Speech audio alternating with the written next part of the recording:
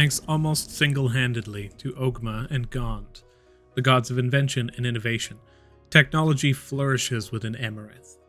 With innovative breakthroughs from these collaborations that could never have been possible without this unique breeding ground, the general populace enjoys conveniences such as refrigerators for maintaining food, blast furnaces for smelting, muskets for efficient hunting, obscura cameras for defining the bigger moments in life, and the printing press that opened the door to mass literacy and widespread media. Amaranth grows by the day. Welcome, leaders.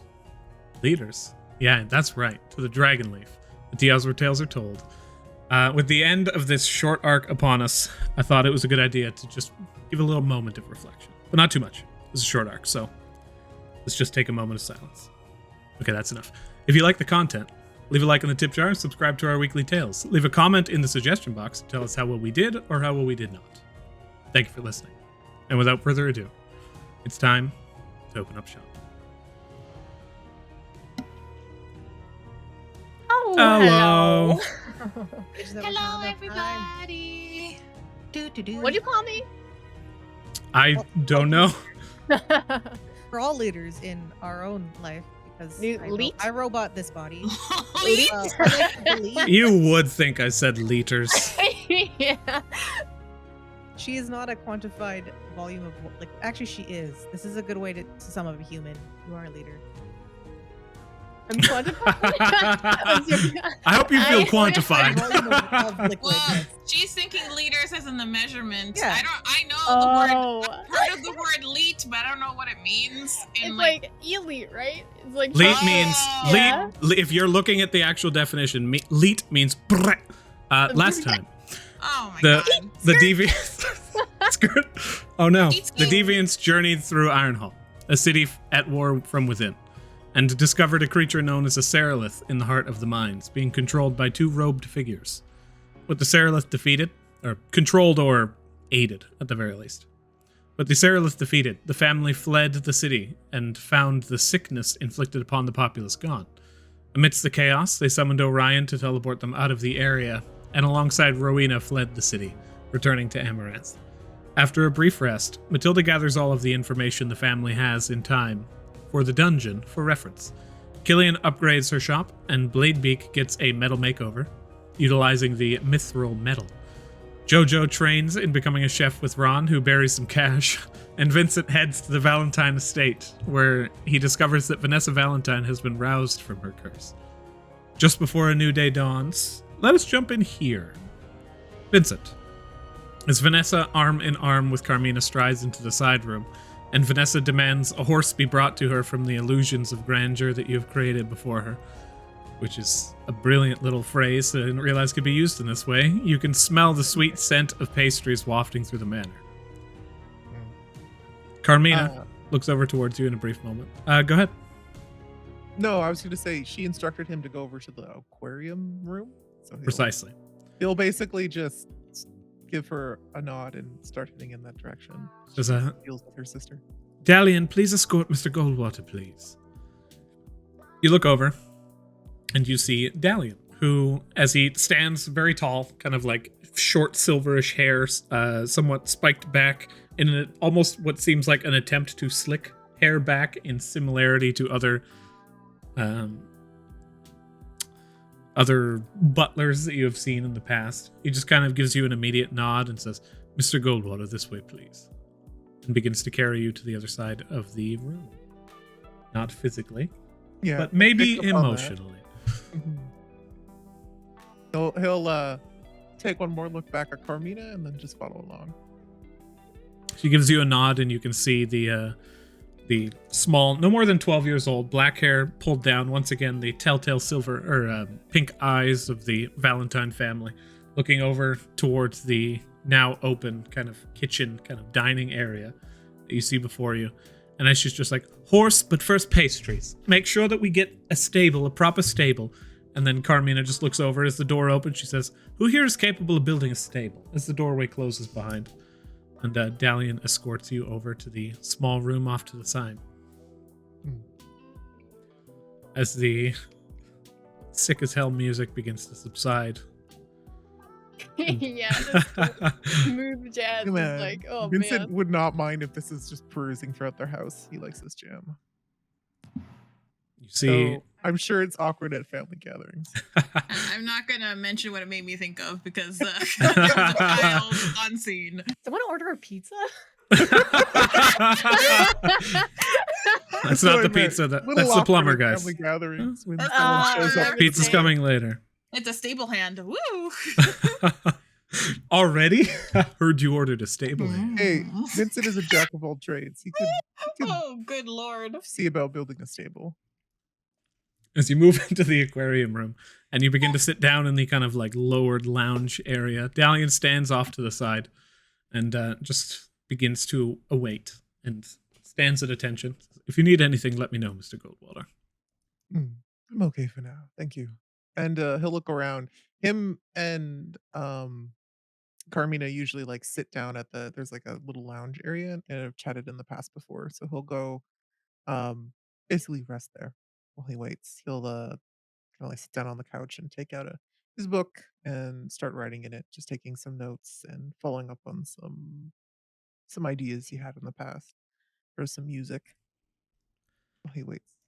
You hear Dalian kind of snaps his fingers twice, and in the corner, a pianist just prepares himself, leans down, and begins to play.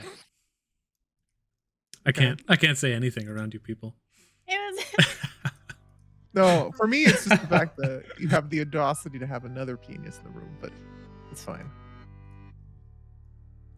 As the music begins to play around you and echoes into the room, the doorway opens relatively quickly. I think Vincent will close his book and go to put it away thinking it's Carmina and just look up. Oh, how very interesting. As you turn around and you look, you do not see Carmina. You see the father of the estate, Victor Valentine, who strides in and takes an immediate look down at you before shoring up his clothing and then moving in and sitting down next to you. He waves a hand, and then you see the Like right next to me? next to you on the couch. And as Interesting. Dalian moves over to the side of the room and begins to open up small mechanics in the side of this wall, looks in and you see this just copper machinery. It's relatively impressive. He begins to turn the small dial as a flame kind of opens up in the center of the room. And then he reaches a hand up in which immediately a drink is placed within it, and he sits down and begins to swish it. I don't think we've had the pleasure of meeting. I've heard a bit about you from Carmina. He looks over at you for just like a brief moment and says, "An entertainer. My father was an entertainer." Takes a sip of his drink. Can I insight that? Is that good or bad? Do you like his father or not? Roll insight. you got daddy issues. Yeah. Roll Or for maybe daddy he's just issues. like, oh, what a loser. He was an entertainer. Oh, yes. 23. Not bad. The 23 insight, there was not a lot of fond memories behind that statement. Ooh. Okay. Vincent will just, sit up businessman-like and just kind of look over at him. Well, business is booming, so it's not a bad industry to be in. Roll a general charisma check. As I was gonna say this before, but I was gonna wait till like a specific line to look cool doing it. But Vincent was gonna subtly cast awe on himself. Okay. I don't believe that has any material components. No, or verbal. It's just thematic. So as you kind of just begin to shimmer with a extreme degree of charisma, go he's ahead like, and business is booming, and then his eyes sparkle a little bit. go ahead and roll charisma with advantage. Like a gleam to the teeth.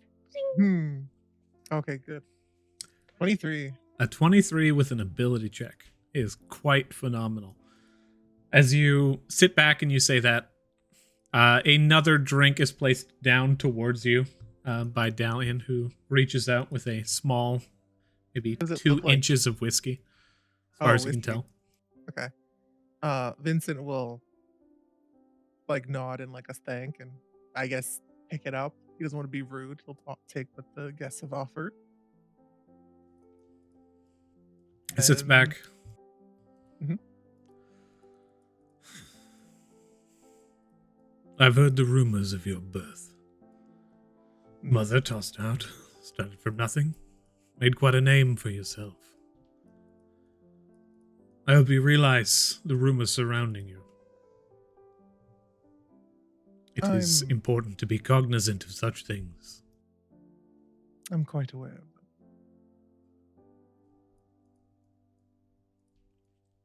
You know what they call you then?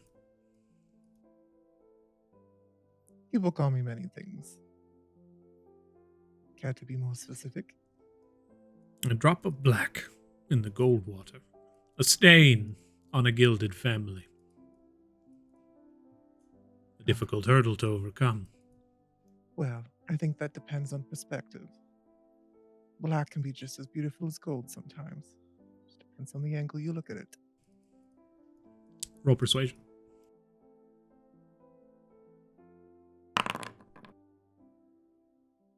20. He swirls his drink. With your passive insight, this is a good swirl. What are your intentions with my family, with Carmina? She has good things to say about you. She's not so easily impressed. She is also not so easily understood. I'd say likewise. But my intentions right now are simply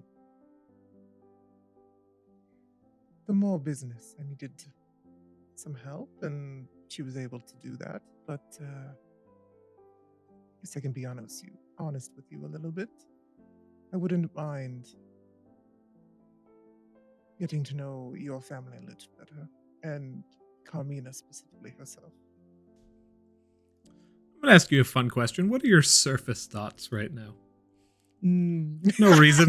It was funny because I was debating casting that.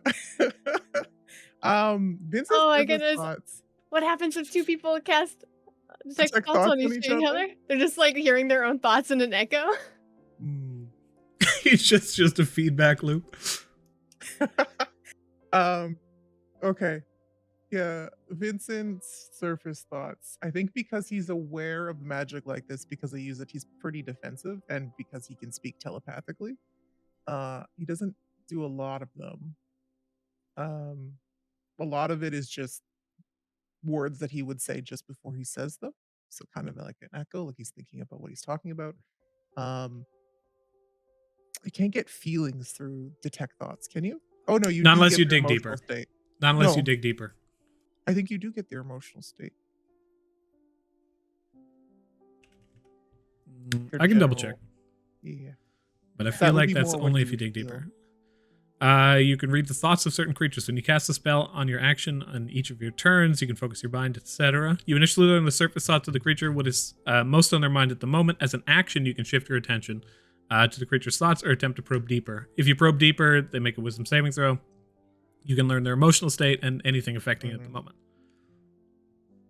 So you learn this, what is most on their mind in the moment. I would say just what he learns in a general sense. I don't know if it has like a specific sentence. Is just Vincent wishes to become more familiar with Carmina, basically, and like what he's saying is genuine. He sits back.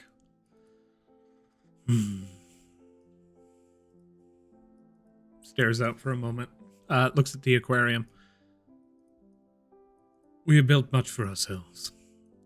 I hear you just opened a business of your own. Yes, it's something I should have done a while ago, but the world tends to throw little things at you to slow you down. So What do you think about those little things? annoyances, but nothing I can't handle. Be sure to control those emotions of yours. They can be driving. Well, I can, well, at least in the form of emotions. I don't mind expressing myself, but I am well under control. Thank you for asking. I remember opening my first company. It was a very long time ago. I care very much for my company, but more so for my family. I hear you were around before the dungeon arrived. I've seen the fall of this country, and the rise of it as well. Through it all, I did so by reading the measure of men and acting accordingly. Women are harder to read, but men I know. I feel as though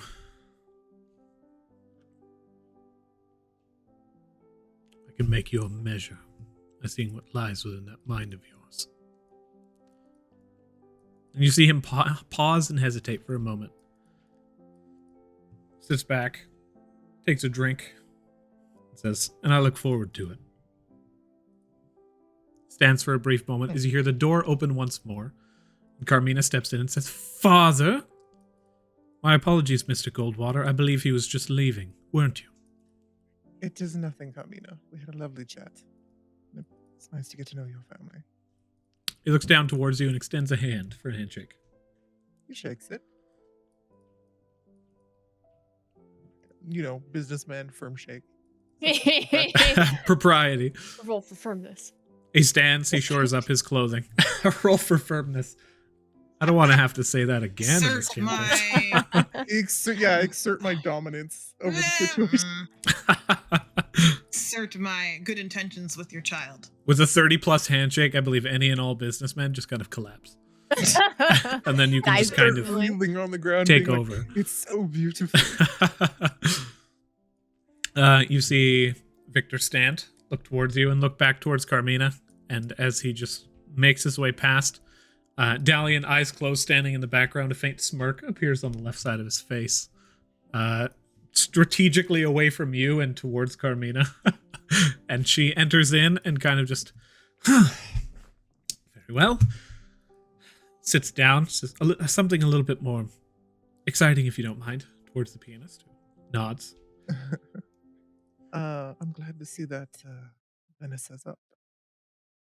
Though, I see you're going to be a little bit more busy of late. I wanted to just begin a rapport between the two of us, and this whole business with Vanessa is amazing. Don't get me wrong; she does keep us busy, and that is absolutely true. But she is a prolific enchantress, and my only little sister, so I care about her very much. Well, and Vincent will gesture towards his rings and like activate them so that the piano keys just kind of like show up and then fade away. And while he does that, he'll say something. But first, I'm going to use that as a distraction to trigger a subtle detect thoughts using the keys as the magic material component. What do I need to roll to do that? Probably just sleight of hand. It's not going to be a very difficult check considering the rest of the components are Could gone. I do it as deception? Because I'm trying to misdirect. I'm not. It's in plain sight. He's activating the keys, so they're flaring like it would. If yeah, I'm cool with that. Cool.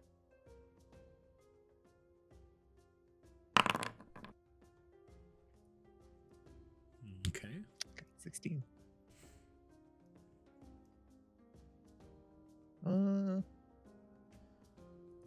He'll add his rings to them, so they'll bring it up to 18. Okay, you say so. As you cast this detect thoughts, you can see that Carmina's immediate surface thoughts are among those of, where in the hell are we even going to get to stable within the next 6 hours? Horse, what? Can you get a pink horse? I don't think it's safe to paint horses. And as she's just like compartmentalizing things in the background, she's also thinking about, you can just sense this almost feeling of just impressed. Says, it doesn't seem like Father tried to dominate him, so that's good. And then she's like looking you up and down as though trying to find like her father's consciousness in your body. And then she kind of just shakes out of that train of thought and moves into another one. Vincent's also, based on that mental thought, gonna scan the room now, and he can also detect if anyone's within 30 feet of him. What grants you that? Detect thoughts. Oh, just with the thinking creatures, absolutely. You sense Dalian. You see Dalian, you sense Dalian, you sense the pianist, and you sense Carmina. There are several other creatures just beyond the walls, but you can sense them kind of coming and going, as though it makes sense that they would have workers within the home. Yeah, so there's no one like standing. Nothing with Poppers nothing particularly suspicious to you. nodding. Okay. He'll put it back on Carmina then, and he'll shall we sit, or I don't mind Please. standing, but She sits down, as propriety demands. Now, this is quite the moment. The situation that unfolded before us seemed as though it's nearly hopeless. What was it that you did? We've received no word from any of our other avenues towards the same. Well, I'd like to ask a couple questions first, just to confirm some things. And Vincent will kind of, am I allowed to cast a spell in your presence? It's just a cantrip. Feel free, please. He'll prestidigitation like a little piece of a glass shard in his hand, like a little trinket. And he'll hold it out. It's physical for like 6 or 7 seconds, so something like this. And then it'll fizzle away. Did your sister ever have anything maybe look like this, or maybe a trinket, jewelry that she wanted to keep on her while she was cursed? She looks at it. She says, "Not Maybe the specifically." maid noticed her grabbing a certain doll or something she would want to keep on her. Any and all items that are placed within the chambers of Vanessa are cleared by both father and me. I don't remember seeing anything of this particular kind. We can most certainly check the premises once again, but nothing that I've seen so far. Okay. She takes out like a ruby necklace and shows it, and she says, each one of us wears something along the lines of this. Is this particularly close to what it is that you had seen in your travels? Well, Very different. Doesn't need to be this. I think it could technically be anything. I was just wondering. This would make it easier. So, it was more her mannerisms towards an object. Something she'd want to keep on her all the time. She's incredibly prone to flights of fancy. I'm certain even these horses will be something that we'll need to sell off to a different stable in the near future. But I've never seen her particularly drawn to any thing or person. Thank you. Scanning her thoughts before it fades, is she being like truthful, or is there something she's hiding? She seems to be genuinely like thinking back. You see there's a lot of like preparative action in her mind about what this could have been. It seems to be 100% forthright. What was her question before Vincent? She asked basically, what was it that you did that caused this curse of Vanessa to end? Because we don't have Schleder Krom. It was, of course, our best guess that he was the one who was causing this situation. He was the last one to have interacted with Vanessa before these series of curses occurred.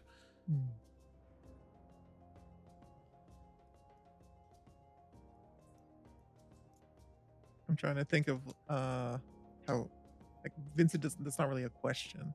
She's just talking about Slittercom. Oh, she had asked what you did, basically. Well, dear, I think either inadvertently or advertently, I might have solved your issue. I'm still looking into it, but I think I'd still have to figure it out exactly. Fortunately, just so it doesn't happen again. I still plan, and he'll smile at her with his orb, to find a Slater for you, dead or alive. Bring it back as a gift.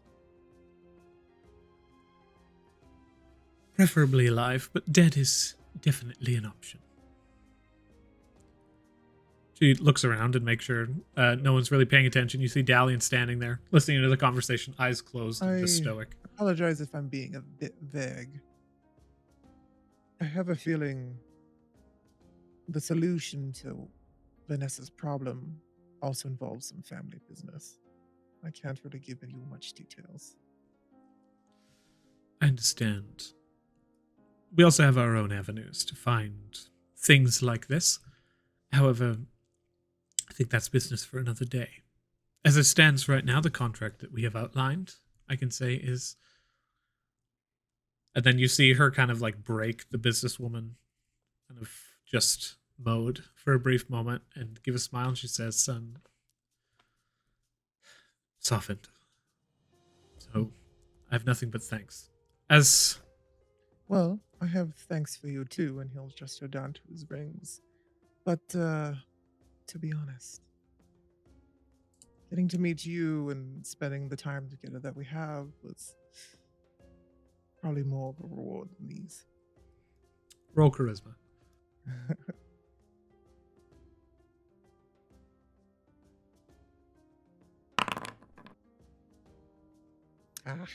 13. 13. I mean, she seems happy. You can tell there's quite a bit of genuine happiness on her face. Matilda, you have your hand raised. We want to. The Matilda Mediging voice says, "You should ask him if it lined up when we killed the jellyfish. When did she wake up?" Woo! Okay. Though. Okay, I'll just wait for her response to that. Sorry, this caught me off track. The actually in immediate statement, when you mention your magic item and she smiles and you see there's kind of a genuine happiness, she does shift modes right back like 100-fold into businesswoman standard. And you can see like that ferocity in her eyes return, and she says, I wanted to speak to you about that actually. You're a welcome client to Valentine Estate, and I actually wished to, and you can see by the way she's like portraying her current demeanor that she's actually about to change the topic. But she continues beyond that, and she says, Are you sure that our current relationship, if we wish to see each other again, I have quite a few more items I wish you guys to craft. Be a client, but it's also nice to just see you. I think I can make time for that.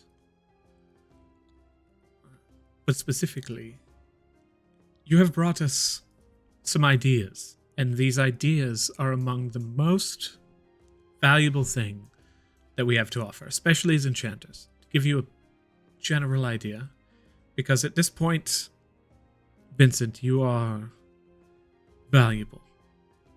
And I think that we can work well together, long into the future. So to say this, I personally think you need to find yourself an enchanter capable of writing formulas, specifically for idealized enchantments. If you were to do that, these ideas you bring us, we would be happy to create them. But also you could sell these formulas to us.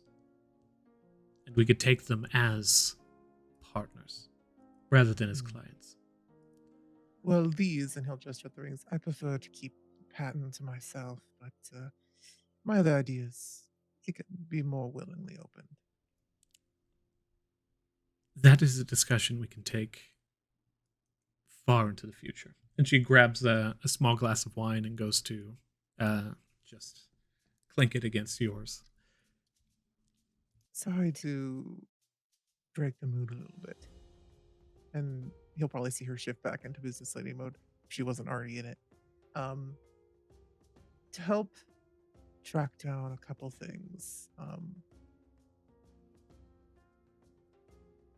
How long, out of character, how long ago has it been? 3-4 days? I don't remember when I went to the estate.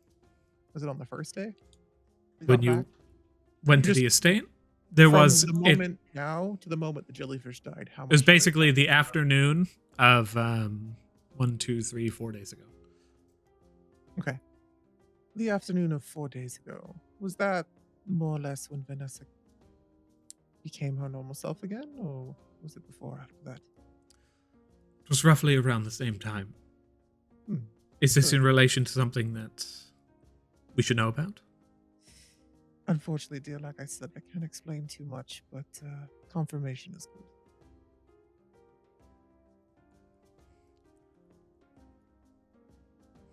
She kind of nods. Interesting. We'll keep a more rigid schedule on Vanessa and make sure to document anything that happens further. Yes, if she somehow slips back into it, that would be quite the conundrum, and I can definitely look into that again. Though I don't suspect she will. I think we definitely dealt with it. My sister Vat matters very much to me, and I would appreciate anything that you can share in regards to these things. I understand the nature of the dungeon and the difficulty in sharing information such as this. It is bothersome. Yes. I would sincerely appreciate anything beyond nothing that we could share. If it were just dungeon information, I might be able to be a little bit more loose for you, Vanessa. Or, sorry, Carmina. Vincent wouldn't have fucked that up. That'd have been a fucked up. Slap! No, I'm just kidding. This is something more family related, so I can't do that. I understand. Though, if anything does happen in the future that allows me to be more open, I'll definitely reach out. She sits back and she kind of just... But to change the mood a bit, let's begin. There was something else you wished to talk about, another enchantment. Here's the thing. I can hold on to this one as a favor. Not in business, but as a friend. If you tell me the idea of what it is that you have and what you want in regards to enchantments, and it's not something that falls into an immediate formula, such as I want a wand that can cast a fireball. These things are straightforward, very simple. But things that are more transient, something that might be a floating idea, these are difficult and valuable. To hold on to these ideas and to create the formula and sell that formula to another family can be very lucrative. If you were to do so with the Valentine estate, I feel like we can begin something much more profound. So, in regards to this, I will not mark this new idea you have as a Valentine item, and I'll work on it personally to ensure that this idea in regards to the listening enchantment that you had in mind, that you previously brought up, I can leave that just between us. Alternatively, I can share it with some connections I have with the Glittergold estate, and I'm certain they would be interested in a means of anonymous practice. They've many bards under their control and many copycats with eye and ears, as it were. Of course, dear. I think that I appreciate you being so forthright. Your industry is a bit... I haven't looked into it too much, so it's good to know. Like I said, Vincent, I see something in you. And I think that there is paltry money to be made with the theft of your ideas and much more with you. Of course, love. I have many ideas in the future as well. Ones I will discuss with you once they're more realized. I think our future business endeavors will be quite interesting. And she raises a glass to that. Yeah, he'll tink it with his whiskey and drink it. And as the two of you enjoy this kind of clandestine meeting, lit by the aquarium's glow, and the shadow of the fish that swim ever in circles around you, we move across the town, where we now find Jhojo and Matilda. What are you doing right now? So this is basically the night before, when you guys have arrived, and just taking a long rest and enjoying this time before you. After a brief rest, what are you guys doing? Have we had a long rest or not yet? Is that what you're saying? This is basically like it can be taken at any point in time. You guys can just basically be in this extra dimensional state of Schrodinger's rest. So you're totally good to have had a long rest if you want to, or not. It's just pure role play, baby. Sorry to interrupt. I do have a managerial question to ask. Vincent's items from last time, you said it would take 10 days to make the essentially earbuds. But his sword, that was simply just transfer the short sword enchantment to his rapier. They can just do that day, right? Yeah, because that's basically just creating a forge stone and then using that forge stone to transfer an enchantment to another item. That's super quick. That can be done very, very quickly. Is that something you wanted to do? I already did mention it last section, and you told me the price, and I already took it off. Okay, sweet.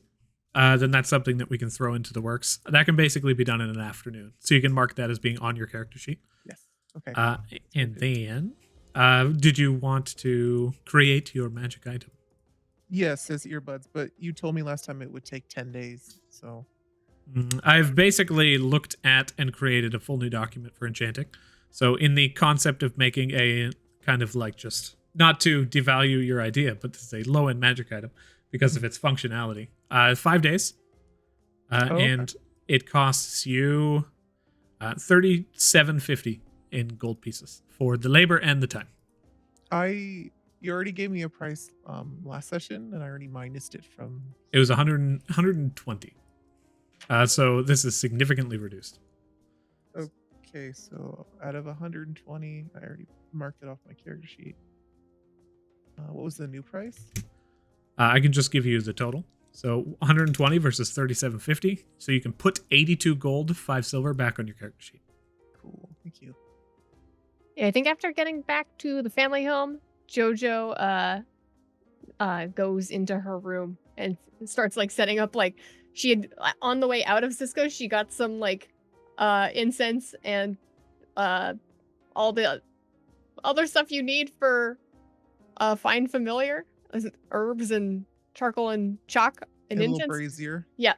And she just sort of sets up like a little ritual thing in her room. And I imagine like Mugo and Quince and Rose are just standing there being like, and they're just like surrounded by bushes. It's not easy because if you're like, you place incense down, some of them approach and some of them recoil, and then you're like charcoal and they're just like, this is my jam, and they put their tendrils in there, try and grab the brazier. No. Hang on, I'm trying to set. Could you guys hang on? Roll animal handling. Oh, good, love that. Do you have nature proficiency? I believe no. Okay. Hang on, where are my attributes? Okay, animal handling. That's +0. Normal. 5. It goes exactly as described. Yeah. Hang on. On the bed. Get on the bed. I'm trying to do something here, Mugo. Come on. They immediately begin to crawl up, and you see them almost in formula, almost in formation, just one on top of the other, get up top, tendrils over, and then pull themselves into one large shrub, and then you see eyes just in these masses. Okay, and she's gonna start trying to do the find familiar spell, and she's going to try and get a rat. She like looks over at her like mechanical rat that is like endlessly running on this like wheel, and she's like, "Okay, rat. Think of rat." I like how we just gloss over the perpetual motion machine in the corner. Yeah. Yes. You're focusing in on the rat, and as you begin to attempt to pull this just ritual out from the edge of your understanding of the weave. Go ahead and pop this in here. You sit back and you focus in on the training that you have and this knowledge that has been granted to you via your ash bond. You almost reach forward, and as you grasp into the open air, you can feel the strings of the weave around you, and as you begin to pull, you manipulate the world itself. And as you continue to almost play this just instrument that is nature around you, you pluck one final string. And as you look down, you see energy in strands just begin to pull itself towards the incense as the smoke lifts into this Mobius sphere that ends in that brazier. Charcoal burns into smoke that raises, and you see a small sphere begin to form as all of these various different elements combine, and as it clumps down and opens up, you see the tail. At least what you think is a tail at first. But it turns out is a long tendril that ends in these fine hairs, and then another tail, and then another, and another that slowly breaches out of this egg of magic that you've created. And when it bursts, you see a small flump that is sitting there about the size of a rat that looks at you in confusion and just begins to look around the area. Jojo, who only ever summons flumps that explodes, jumps onto the bed, sort of like defending her like bush children. It immediately moves towards you and kind of matches stride. Hey, no. You push it back and you see it just like kind of raise two tendrils up towards its head as it lowers it sadly and turns towards the window and begins to float. Wait, are you not gonna explode? It stops. Turns back towards you with these just large, glistening eyes. Are you familiar? Are you my familiar? You're not even an option for... What are you? It immediately moves up and looks at you.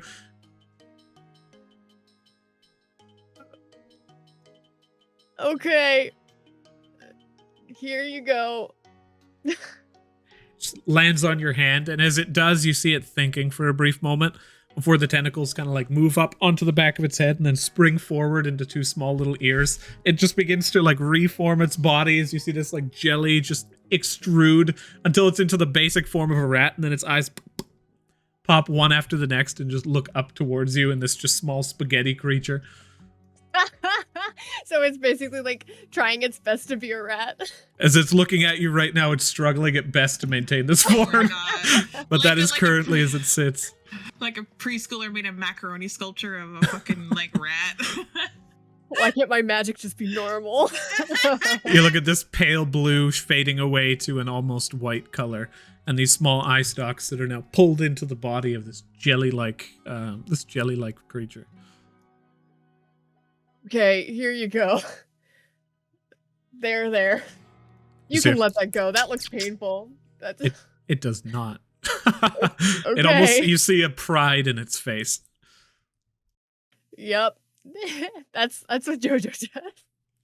It stops and it looks at you for a brief moment, and then you can see the tentacles kind of like desperately attempt to hold in place before, as maybe like 15 or 20 minutes pass, and as you're really kind of contemplating these things, you see it just unravel and just sit over your shoulder and kind of begin to melt into this liquid jellyfish. Yep, okay. I was gonna call you Gambit after my rat, but I don't know, maybe I need to do some research on... I mean, you're just like a chaos creature, right? You could name it Noodle. Noodle. Name it Noodle with a G, though. So it's just Noodle. Familiars can telepathically communicate, right? You can feel this just kind of connection as you cast the spell between the two of you. Okay. Jojo sort of like snaps her fingers and her eyes just sort of go white, and she tries to look through the flump. How's that go? How's that be? Currently, as the eyes are closed, you connect into this creature, and as your own eyes go white, the eye stalks kind of just open one at a time and just begin to glance around with your own motions. And you see your own shoulder and your own head, your eyes white, staring up at the bottom of your chin. This is weird. Can I look in two different directions at once? As you begin to separate it, your mind is having difficulty comprehending, but you have this 360-degree range of motion. Awesome. Cool. And she like goes back and is like, oh my god. Nope. That was okay. You open your eyes once more and you see a familiar figure at the edge of the doorway. Vincent's mother. As she just kind of like looks down towards everything that's happening. 3 shrub creatures, a single just kind of like jellyfish on your shoulder, and you open your eyes in confusion and maybe nausea, and she just kind of slowly places a small tray of food down and closes the door, not having noticed she was noticed. Thanks. You're welcome. On the other side of the... Sorry to have interrupted. It smells very good in there. Oh, it's the incense. Yeah. Yep. Thank you. Oh, you're most welcome. Just through the door between the two of you. And then you hear footsteps kind of moving aside. What's Matilda doing? I'm very curious. You go searching for Matilda. At the meantime, Matilda, what are you doing? Matilda goes up to her space and she methodically files and sorts away all the stuff that she collected from the dungeon. Not the dungeon, from the cave? Mine. That's what it was. And she has like the vials she has, and she just has like some stuff in her bag that she probably needs to consolidate. She just like puts it away very methodically. She like tucks up her notes and puts the notes where they need to go. And then she strips into her underclothes and very like methodically starts dressing her wounds. Like make sure she washes her hands, and she does all the stuff that she's supposed to do. It's like a very kind of like methodical process. Like she's done this like quite a lot now that they've been in a family. And she kind of just like flops down on her bed and she picks up Stregonona, her weird little jackalope weird bunny fey thing. I'm gonna say roll a retroactive animal handling check. And I will say you have advantage for Pom Pom and disadvantage for Mama Mal, so straight roll. It's just neutral. Ooh. It's still kind of shivering at current, but it might just be cold. Matilda's just kind of like lying in the bed and like talking to them, being like, I think I was correct. You don't have to sleep, but I'm very tired. And there's a lot going on. I think this is a lot bigger than we think it is. Stregonona, yeah. That was really crazy. Also, Jojo's mom really sucks. So she just kind of talks to them for a little bit, and then she like lies down and closes her eyes and like tries to go to sleep. But as she's like looking up at the ceiling, all the little like textures on the ceiling starts turning into like weird like mathematical patterns, because you can see like patterns in the ceiling, and she's just like, fuck, I'm trying to go. So she's just lying there trying to take a nap, and it's not working out very well. So if you go to knock on the door, that's what she's doing. You see the refractions of these just mathematic patterns in the eyes of a small terrified rabbit creature with a long horn that slowly begins to glow with interest. And as you sit back and you continue to infer, Jojo, you find Matilda at this moment. You can hear her maybe just like a fuck. Is your warlock invocation actually just insomnia? I think so, because like Matilda's so used to like not sleeping, she probably she's used to going days without sleeping when she has a thing to figure out, that it makes sense that it would kind of be like insomnia almost. And now that she wants to sleep and she's tired, she's like, fuck. She literally cannot sleep. No, I think you can. It just says that you don't need to sleep anymore. I think that's just the flavor she's going for. Yeah, I think that's that. So I think that's neat. That's funny. That's Hey, pretty amazing. I feel like you're sitting there and you're just like, God. And then in the morning when you wake up, when it's just like, fuck, I'm so exhausted, you just get hit with an immediate divine adrenaline. Yes. And you're just like, no. your shot of divine espresso. Yeah, pretty much. Brilliant. Jojo, you managed to reach Matilda's room at this point, as you find yourself now with a small jellyfish creature on your shoulder. Let me know when you guys are good. Hey, Matilda, do you know what this thing is? She just points at it. Is this like an animal or something? I don't know what the heck this thing is. Did she knock, or did she just like barge in? she just barged in. Matilda's like lying on her bed, eyes closed. I'm sleeping. Okay. Good night. No, okay. Show me the stupid thing. She just points at her shoulder. Oh.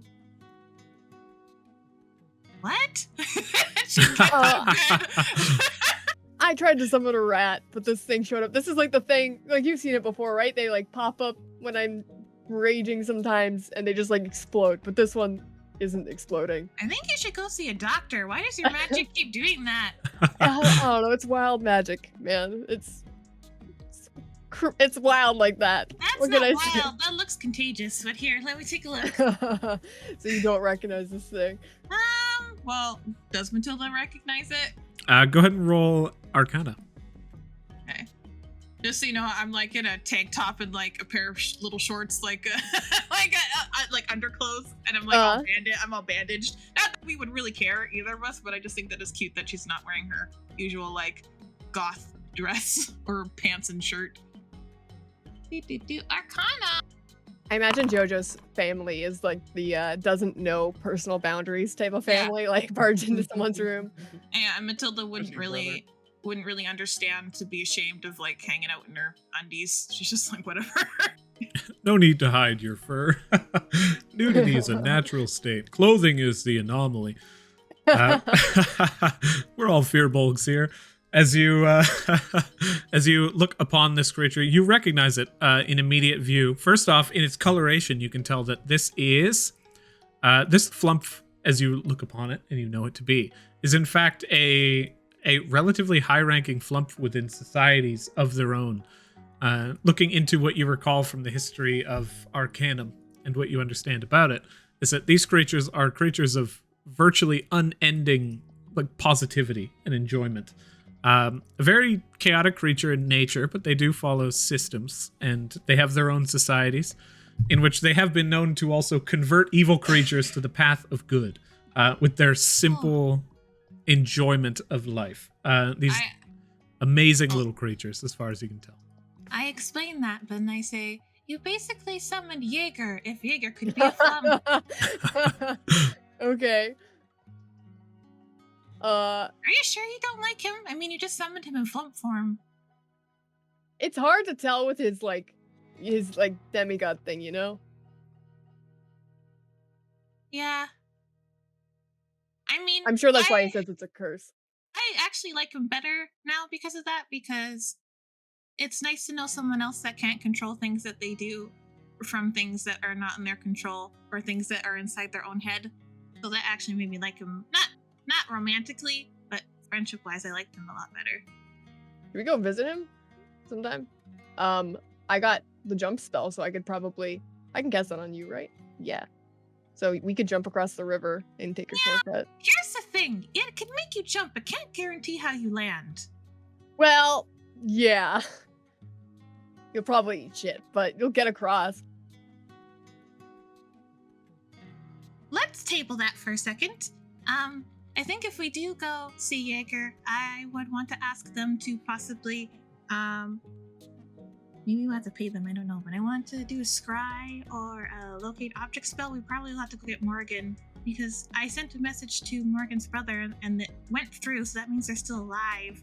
But I have no idea where this idiot is, because they weren't in the cult place, and I thought maybe they might be in Ironhall, but they're not there. Yeah, there was that. I mean, the DuPont guy had the yellow shards in his eyes, so I think that this might be a wider reaching cult than we maybe originally thought. I don't know if they were 100% related, because... And same alchemy. Yes and no, because the spell made them pass out, but the ones that the curse that they were doing over there was making them behave lifelessly, and kind of making like free slave labor, which they were using as a cover as a sickness, so they could take them into the city and no one would really question it. But I'm wondering how. No, I think that was different. Like the necklaces that were cursed, that was different. But the DuPont guy had the yellow shards in his eye, which was like the same thing that we saw. But like none of the other cursed people had the yellow shards. I think they are slightly related. Anyways, yeah. Okay.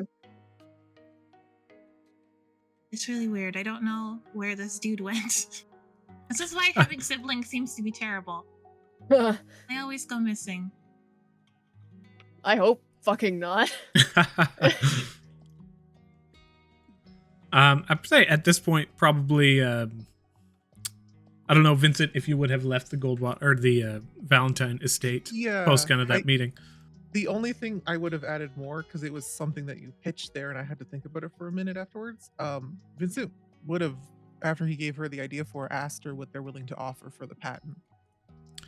It's not, the tricky thing about that is that they, as a company, like are not capable of working with you in that capacity, and to just be like, they basically have their own people that write their own formulas and come up with all these things, and they're like, we don't want to hire you. Basically, it's just like An a idea formula. guy? Yeah, an idea guy, because that's not what but I you're worth. misunderstood what she was So- saying. So she'll make this for me for free for now, but she said in the future I can bring my ideas to them, and she said that they would purchase She them. said You need a she formula. she wants you to find someone capable of writing formulas, because if you have a person that's like your Oh. partner in writing formulas, you can sell those formulas directly to them instead of the ideas. Does that mean Jojo needs like an arcanist? Like what does someone that with mean? a proficiency So- in arcana? Formulas specifically are that's things that allow you to enchant or to create magic items. So if you were to want to, let's say, craft a wand of magic missiles, you would need the formula for it. And in order to write the formula to do that, you would basically need training in it. You guys can absolutely do it, but it's a long and drawn out process. So it's not Question. something Jojo can do with arcana proficiency. Arcana It's like- proficiency, you also need like tool proficiency and an understanding. You can do it. Ah. Like if you have weapon proficiency and arcana proficiency, you can do it. You can make the item, but you can't make the formula. You would need someone to do that for you. I think if someone collaborated with Matilda, they might be able to do it, because Matilda, I think, would be really good at making formulas because of how her brain works. She just doesn't have the. It's a separate thing you need entirely. Okay. So basically, you guys can make the items. You just need the formulas, basically, which is how D&D works. Yeah, Okay. and what I'm Yeah. trying to get from understand is what would we need mechanically to do that? Like, Killian's an artificer; she can make items. Can she make formulas or no? Not things that are off of the artificer spell list. Basically, how enchanting works in 5th edition is you need the formula to make the magic item, just period. But what I've just allowed is an expanded system in which you can Sure, learn to so- make them. What exactly do you need? Do you need proficiency in a skill, and what tools do you need to be able to do the formula? It's a separate feat. It's called the Enchanter feat. Okay. It just okay. And how requires do you training in change the. into that. It's training in the. You basically need to, in the same way as a tool proficiency, just find someone with it, and they can train you in it. So what the Valentine's family are saying is they don't necessarily want to do that for me. What like, they're I saying can't is that take if you were to enter someone in their family to do that. if you were to enter in to the largest enchanting company in an attempt to do this, they would absolutely take advantage of you. And what Carmina's saying is that she doesn't want that to happen. So what she's saying is she can work it in a way as an asset to you to make it so that you guys are more partners than okay. you are working for them. Sure. Yeah. Then I know what Vincent would ask her then. He'd ask her if she has any recommendations for people for enchanters outside of her family. She probably knows some. In Or regards at to least that. somewhere Vincent could go to get started. Because Uh, I don't know if Jojo or Killian would be able to do this for a long time. if you are learning from scratch, then it's the same as like 250 days of training. So it's quite a bit. So if we have like a year downtime, someone can basically do that. That would be a good thing to learn. She points you towards an enchanter that she knows, and she says to mention her by name. But they are particularly interesting as a human being. They are. Hines, he's also very interesting, so he thinks they'll get along fine. That just elicits a small smile. But she points you towards the threads of fate in the enchant. It is a enchanter in the Deanery, a particularly well-to-do enchanter. This is the shop, and the rest is up to you. What is their name? You are not given that. Oh, I have to go. But I have to mention that Carmina recommended. She's almost seeming to enjoy this. She's basically providing you with an interesting challenge. He smiles. He's like, I'll go along with this. Thank you. And beyond that point, if we are all good, I guess we will move into whatever the next phase is. Go ahead. Yeah, could we say that at some point we meet up? And Jojo's like, so what exactly is we're planning on going into the dungeon, right? So what's our like goal for this one? Like we want to get to the 5th floor, but I have some stuff I Get to still the want to do 4th. on the 3rd. Lavos gave us an objective to get past the 4th floor, so let's get to the 5th one. I'm free to just kind of muck about with. We're there to gain experience and knowledge, so obviously getting to the top is always the goal, but I don't want to obviously rush it too fast. And things that I want to do, get the black flame. Yes, that seems very useful. Oh, Jojo's gonna magic awareness just to make sure no one's listening in on their conversation about dungeon In their stuff. own family home. One I thing don't you know. one thing you do know is that magic awareness will not allow you to know if someone Oh, is like scrying doesn't on you or see such. invisible stuff. But You're right. looking around you, you do not see anything out of the ordinary for the nature of magic. Does my passive insight pick up on the fact that Jojo seems a little bit like she's looking for something? I think she didn't attempt to hide that. Are you You're all looking good. for something? I'm just Jojo, or- trying to make sure no one's listening in. Is Lavos in the vicinity of the home? He is, as you can basically hear him kind of working away in a different room. He's likely in his study right now. So, just looking over magic awareness again, it doesn't actually say that I need to see it. It just says that I know the location of any spell or magic item within 60 feet that isn't behind total cover. So it doesn't. I don't know if. Let me take a look. I might have had this wrong. So yeah, total cover wouldn't let you see into other rooms, but you're talking about like literally. Yeah, I feel like I should be able to see invisible things that have a magic, like, Or scrying orb, maybe? Yeah, I feel like I should be able to see magic, like presences that Awesome. are hindered by invisibility. So it's not even about sight. It's just that it has to be within line of sight of you. Yeah, Gotcha. I think it's because Cool. like I should be able to see the magic thing there. It's just that I can't see through walls. Does detect magic also do that then? too? No, detect magic has wording that states that if it is not within, if you can't see it, it's not a thing. Let me check detect magic. I'm pretty sure you don't need to see it at all. If you sense magic in this way, you can use your action to see a faint aura around any visible creature or object in the area that bears magic. Basically, if you can't see it, you just learn. Yeah, 'cause it There says is magic. visible Object. Yeah. That's why that one's more specific. Mhm. So, in this case, for now, while I look into this further, we will rule that the Barbarian Path of Wild Magic Awareness allows you to see invisible objects. Nice. Well, not necessarily see them, but know the presence of them and the location of them. So you still have disadvantage to attack an invisible creature, but you know where they are, so you can hack Okay. at them. Sweet. So in that instance, you are guaranteed to know that there is no scrying orbs within the general vicinity, nor invisible creatures. Well, not sure. I know I had a hit out on me. Are you worried about that? Or No, is I someone just. telling you? I mean, we're talking about the dungeon. You don't want people to know what you True. know. You can never be too safe. Well, I mean, when it comes to people wanting to kill us, I think it's better to assume that there's always a hit out on us versus not at this point. Yeah, I'm just worried about someone currently being in the room or having like a scrying orb or something. We've But- sort of, I guess we've sort of been making a name for ourselves in maybe not a great way.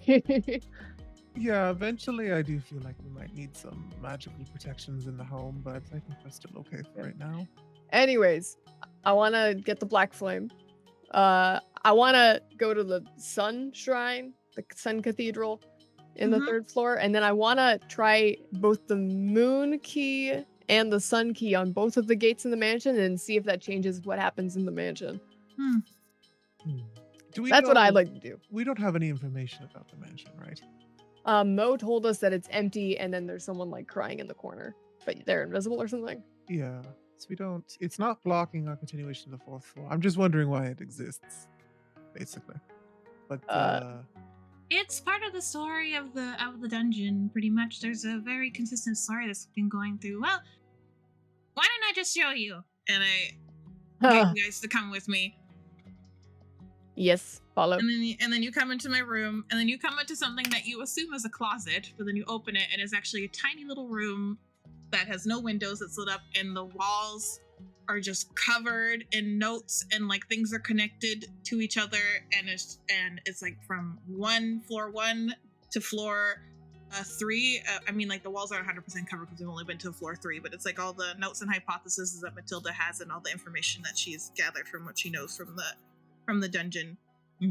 Yeah, we might want to So- get some protections on this place. yes. Well, Well, no whether one- it's on her yeah. walls or in her journal, it's still good to have protection. Mm-hmm. Well, no one really knows that this is here, so you're the only one No, that I understand. It just Yeah. means if anyone wanders into the home and then opens the closet door, they're gonna. There's a lot Uh, of snoopers. Now, looking at it, this was specifically designed in a way that if you attempt to basically like approaching it, you don't even know there's a wall here. You move a Oh. small thing out of the way, and then Oh, you neat. open a closet, which looks like a closet, and then continuing in, you see this little room in the back. Awesome. Mm-hmm. Was during our little bit of a downtime and then being away, is there an art studio that Lavos is also able to do aside from the That was closet? set up a little while ago. And looking into, we could just do a minor flashback where you walk into the room and you're just like, this'll do. Okay. And now we're back to the modern day. Cool. Well, Vincent will kind of scan the room a little bit. I know there's a story within the dungeon. I'm just, aside from finishing it, I guess having information, because it could lead to us maybe some blocks later on that we could figure out. But there's always an assumption that you need to have information from some floors to be able to continue on others. So I'm not opposed to doing this, Jhojo. Do you think it'll take long, or do you think the fire area is just another boss? I think the Sun Cathedral, I mean, it could be completely different from the Moon Cathedral, but it might be something pretty similar. And then I have no idea what's in the mansion, if there is anything. I am like, I don't know. It feels like there's something there, you know? As you all enter back into the home, Lavos looks on towards you guys, and as you kind of gather back together, Vincent coming back from your meeting with the Valentines, he pulls you aside for a brief moment, and he brings you to the table, and you can see he Lavos kind of does or like, Mo? sorry, Lavos. Lavos does this or Mo? as Lavos. Okay. And as he sits you guys down at the now relatively nice dining table, he says, I have a few things I actually want to talk to everyone about. After just getting a little bit of a briefing on what had transpired in the past, so... And then, just to ask you guys, will you, let's do like a half hour, do you guys talk to Lavos about everything that happened in the scenario, or is there anything Yeah. in particular you wanted to keep out? Do we want to lie to our god? I think Jhojo wouldn't leave anything out. Like, willfully. No, Vincent will. Does have any reason to hide anything you can think of? Lava, Yes. you used to be a human, right? I don't know if you could consider what I was to be the same humans that would be in this world, but yeah, for the standard of the world I came from, I was. Are you a human that's part of the story of the dungeon? But I'd think so. I got quite a full life reminded of me, and not much of it was like, you know, crazy undead and madness. Well, those things weren't there with the original story of the dungeon. So you could be from the original, not the one that's there now. Somewhat new. So let's move ahead under the assumption that I am incredibly important and world changing. And let's just move forward under that thought, because that gives me enjoyment right here. Whatever helps your ego and gets you to answer my question. Yeah, precisely. So to answer your question, no idea. But maybe. I have patchy memories of the past. I have a lot of hatred that I kind of just work through on a daily basis. Yoga helps. And beyond that, you know, I don't know very much. It's a lot of scattered memories, refracted like so much glass. You spend a few thousand years in the deep ethereal and things get a little bit esoteric. What are you angry about, or what do you hate? I'm not a fucking fan of the gods that killed my family. There's one. That's one I work with every day. I've come to the realization that I think they should just die. And These I'm are the working Greek through gods that. you're referring to, right? Aye, yeah. Mostly the head honchos. Not a fan of them. Zeus is an issue. Heracles here, but he doesn't like being called Hercules, so Hercules is not a fan. Not a fan of him as well. Dionysus, not much of a bit of an asshole, but not too bad. He's just kind of not paying much attention. Either way, I don't think us specifically are going to be able to get involved with that. At least, and Vincent will look down at his tattoo. At least not right now. I don't feel like taking on any gods anytime soon. I'll tell you this. If you don't have an entire family of Paragon-level adventurers behind you, I would not advise even fighting a god. I don't know physically if there's anything you can do about them. They still have some divine protections. If you don't have a certain level of power, you can't even fucking look at them straight if they don't want you to. Myself included, of course, but I'm a little bit... I don't have too many followers. You also have somewhat of a soft spot. Who told you that? You see, it's just like hardens his face. You did. God damn, I can't even trust myself. Well, to get back on topic though, is there any reason you needed the information from our little escapade, or you just wanted to catch up? I just want to make sure that I'm caught up. I might want to circle around with Mistra, who scares the living shit out of me, by the way. But maybe I could try and figure something out about what's been going on. I'd like to keep in the loop. But for the most part, I have some different things I want to offer to you. Matilda, what was that? Oh, she doesn't really scare me very much. I think maybe... Have you ever met Mistra, Matilda? We know only that illusion, right? You're talking about... I think that's good. I'm not going to go any further. If she don't scare you, that's good. I'm not going to curse you with my thoughts. One thing I wanted to... I have a couple of missions I thought about in the last few months. And a lot of them are just kind of out there, right? I think we need a dedicated healer. To heal the healer if the healer can't heal. Does that make sense? I don't think it would be a bad idea to bring someone in. Our party does not have a dedicated healer, so I think we should have a healer. I mean, you're the dedicated healer, and I don't know if that's something you seem to prefer to She blast. has healing abilities, just as I do, but when it comes down to it, I feel like I could probably out-heal Matilda. Just I don't really like to. Warlocks. It's funny too, because Warlocks typically not something's too advertised, but it's been very...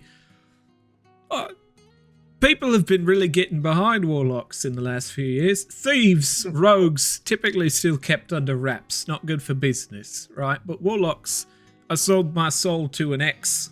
Used to not be a good thing, burn them at the torch, but now it's kind of like, oh, look at this.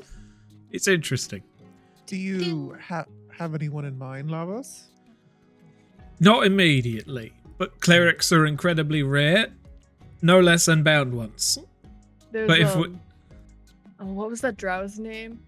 The one from the Fae thing. She used to be... I think she used to be a cleric. She never said so explicitly, but she gave that vibe. Maybe. She knew how to use a staff pretty well, and she had a couple holy symbols on her. It was Cell something, right? Thinking back on Vince's pillow time with her, did he get the inkling? Did she mention anything? Roll pillow time, and I would say history. You can add pillow time or pillow time, pillow talk, pillow time. I think that's my favorite. Like, Special skill? no, just like calling like sex pillow time. I like that. Pillow time. That's very good. 19. I should have set a DC in my head before I asked you for a roll. I think she seemed very guarded, incredibly so, to the point where it almost seemed like a from your intuition. You probably were just like, so what's the deal? But she seemed very dismissive, defensive, and guarded about it. To the point where you know there's something there, but there's nothing she was willing to share.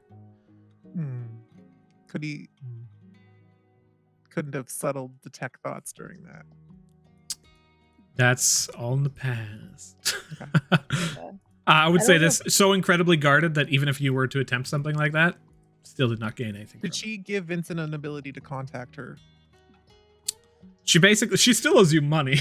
Yeah. That's also another reason to go visit her. Another reason why she hasn't given you her information to go find her. But did she, Adrian, or no? No. It's something that you guys would likely have to seek. Hmm. Beyond that, it seems right up our fucking alley, to be honest with you. If this person grow the family network, more allies, more information, more family members skilled or divers is not a bad idea. On the last day of wind dive, and this one's kind of bigger, I have petitioned the royal family to discuss Old Town Oh boy. and the transfer of Nice. such. However, I managed to get just a simple letter saying we will discuss on this date. I'm scared shitless, to be honest with you. Yeah. But Do you feel like it's more the royal family that we'll be dealing with, or Elistra herself? we are being summoned to the royal court, so likely I have no idea. Elistra likes to be ominous. involved in stuff like this. Do we have any evidence? Because we have her handkerchief that she left here in the vault. That was addressing some of the bandits here. So they were obviously involved in that in some way. We could use that as evidence if they really want to make this messy. And Matilda, what were you saying? I forgot, so it's not important. You have an uncle that's a lawyer, right? Do we need a lawyer? I do have Uncle Lawyer. I feel like we need a lawyer. Is that? I think he's where I learned most of my morals from. Is Well, he? maybe we need a different lawyer. No, The, the good morals. Oh, okay. Is he? If you trust him, Matilda, we could pursue that route. But Of course I trust him. He's the don't- reason why I even exist. I'm just curious. I have never actually had to deal with anything in this regard. I've been quite the good boy most of my life. Huh. How would a lawyer help us in this regard? I'm assuming the courts would just bring us in and ask us questions. It's I not can really a trial. They can help us navigate the system and find loopholes and things. Are we sure it's not a trial? It sounds like one. The people that have lots of power and money like to give things different names just to make it sound like they're not doing something, but in reality they actually are. Something I've discovered is that you tend to do better in trials if you have a lot of money. So maybe we should get some of that. A lot of married money is a man. good thing. That was one of my points. Right here, I had it written down. We should get a lot of money. Uh-huh. Yeah, so you And he covered just that one, sits thank back you. And he's like, what are we going to do as a family for that? Because I have access to income, but I wouldn't want to what draw are on you any going to trade individual. for it? Wouldn't want to draw on any individual income to pull, because if I were to try and get money from you, I think we would end up losing money in the long run. So instead of that's your accomplishment. That's not something I want to draw on. But the ash bond is tricky. It offers a lot, and we can subsidize from that. And at current, we have about 900 gold pieces that can go towards building up the home. If there's anything you guys were looking towards for building, we can start working on that too. And I want that library sort of fixed up. Everyone good with the library? What will the library bring us aside from a place to store our books? I guess we could study there, but like, would it allow us? I did some spell research at the public library. Would be able to do it at home? In general, libraries are pretty valuable, actually. Books themselves, though, we can actually gain access to them because we've things like the print thing brings out big old pamphlets and whatnot. We got stuff like that. But if you're looking for a library, you can start spell research. You got a big old place where you can gather all your knowledge and search for new information. You got somewhere for a librarian to go working. You got quite a few different people who wouldn't even look at you without a proper library. I know that Mistra herself values it to the point where I don't even know we could try to talk to them about entering into any kind of agreements without a half-decent library behind us. I think that we could. We have enough ammunition. We helped quite a bit, so. I don't think Mistra herself would grace our presence with what we did. Is there We any, more or less barged in on their own business. is there anything else we wanted to build? You guys? Uh, I think Killian wants like a workshop, right? yeah, I think having that a herbalism place would be good, and finding someone to do herbalism, so we can have a supply of potions. I think also the ability to house in stable a carriage, so we can stop paying for the city's one. Have our own carriage. Okay. Yes, a stable of some sort, some horses, and maybe a couple of stable boys. Of the things you mentioned so far, library probably about $4,000. That's what I could swing. Is that Building just it the myself? or what would the $4,000? Oh, you got so many pertain us books. to? You got books about carpentry, books about woodworking, Wood. magic No, stuff. Age out of Trees. character, paying $4,000 for the library. Okay. Is that just the building, or what do we get? If you have the library itself built, then you are capable of studying. First, Like- let me go ahead and just bring up the requirements here. I think it's only up to first level spells. That's basically it. So, for example, in the library, if you cannot have an arcanist working properly unless you have a library. You guys currently have an arcanist as a member of the family, but you cannot use them until you have a library. So, like, you can identify rods and staves. You can research. You can create spell scrolls up to 3rd level at a 25% discount, and you get a global discount on uncommon magic items and lower. So, like, that alone is huge. Beyond that, you can study up to 5,000 gold or 4,000 gold worth of spell research, which I think is like 4th or 5th level, in order to make your own spells. And you need a library to get a scholar, which means that you can get additional discounts on uncommon magic items, and upkeep and your gear goes down. So, like, your guys' It's a ton. lifestyle goes down in $4,000. cost. So we have 900. So $4,000 It's is a lot. pretty off. So we could pool it and then eventually buy that. Maybe even our delve into the dungeon would get us probably halfway there if we do a decently good job. But just out of curiosity, just quick math. How much is the stable and like the carriage area? Stable's 1,100, and you get carriage basically and horses that can carry it. So that's one stable. You basically get like a stable hand. It's fully functional. Just RPG stable. Boom. People are there, and you can look at it from the map, and it's That's beautiful. 1,100. Okay. What about an alchemy/herbalism lab? I think that there would be like one building. They are herbalism workshop is one that's 1,500 gold, and that allows you to bring in an herbalist. And the alchemy workshop actually falls under, I believe, trades workshop, which is 5,000. But the trades workshop works for anyone of a skilled trade, which is crazy. So herbalism is 1,500, and then we need another $5,000 for the alchemy one. You mentioned before about like a And the library is also formula maker for magic items. Is that someone we can get in the family? Yeah, that would basically be. That's kind of just like a unique NPC for whoever you guys manage to be like, we want you, come to us. Cool. But yeah, absolutely, you guys can really fucking Pokemon anybody you want. Hell Hey, yeah. So for instance, the closest thing we could gain would be the stables. We're not actually far off from getting that. Of the cheapest things, you guys can build a watchtower, which is only 500 gold. But we have no one to man it. Or would that come with someone to man it? The watchtower is required for guards, but that's a specific thing. Yeah, I think okay. the stable might be better. Yeah, because we have a tower, no one's in it, so it's useless. But look at how nice it is. All of It's a these things very also nice give you tower. fame.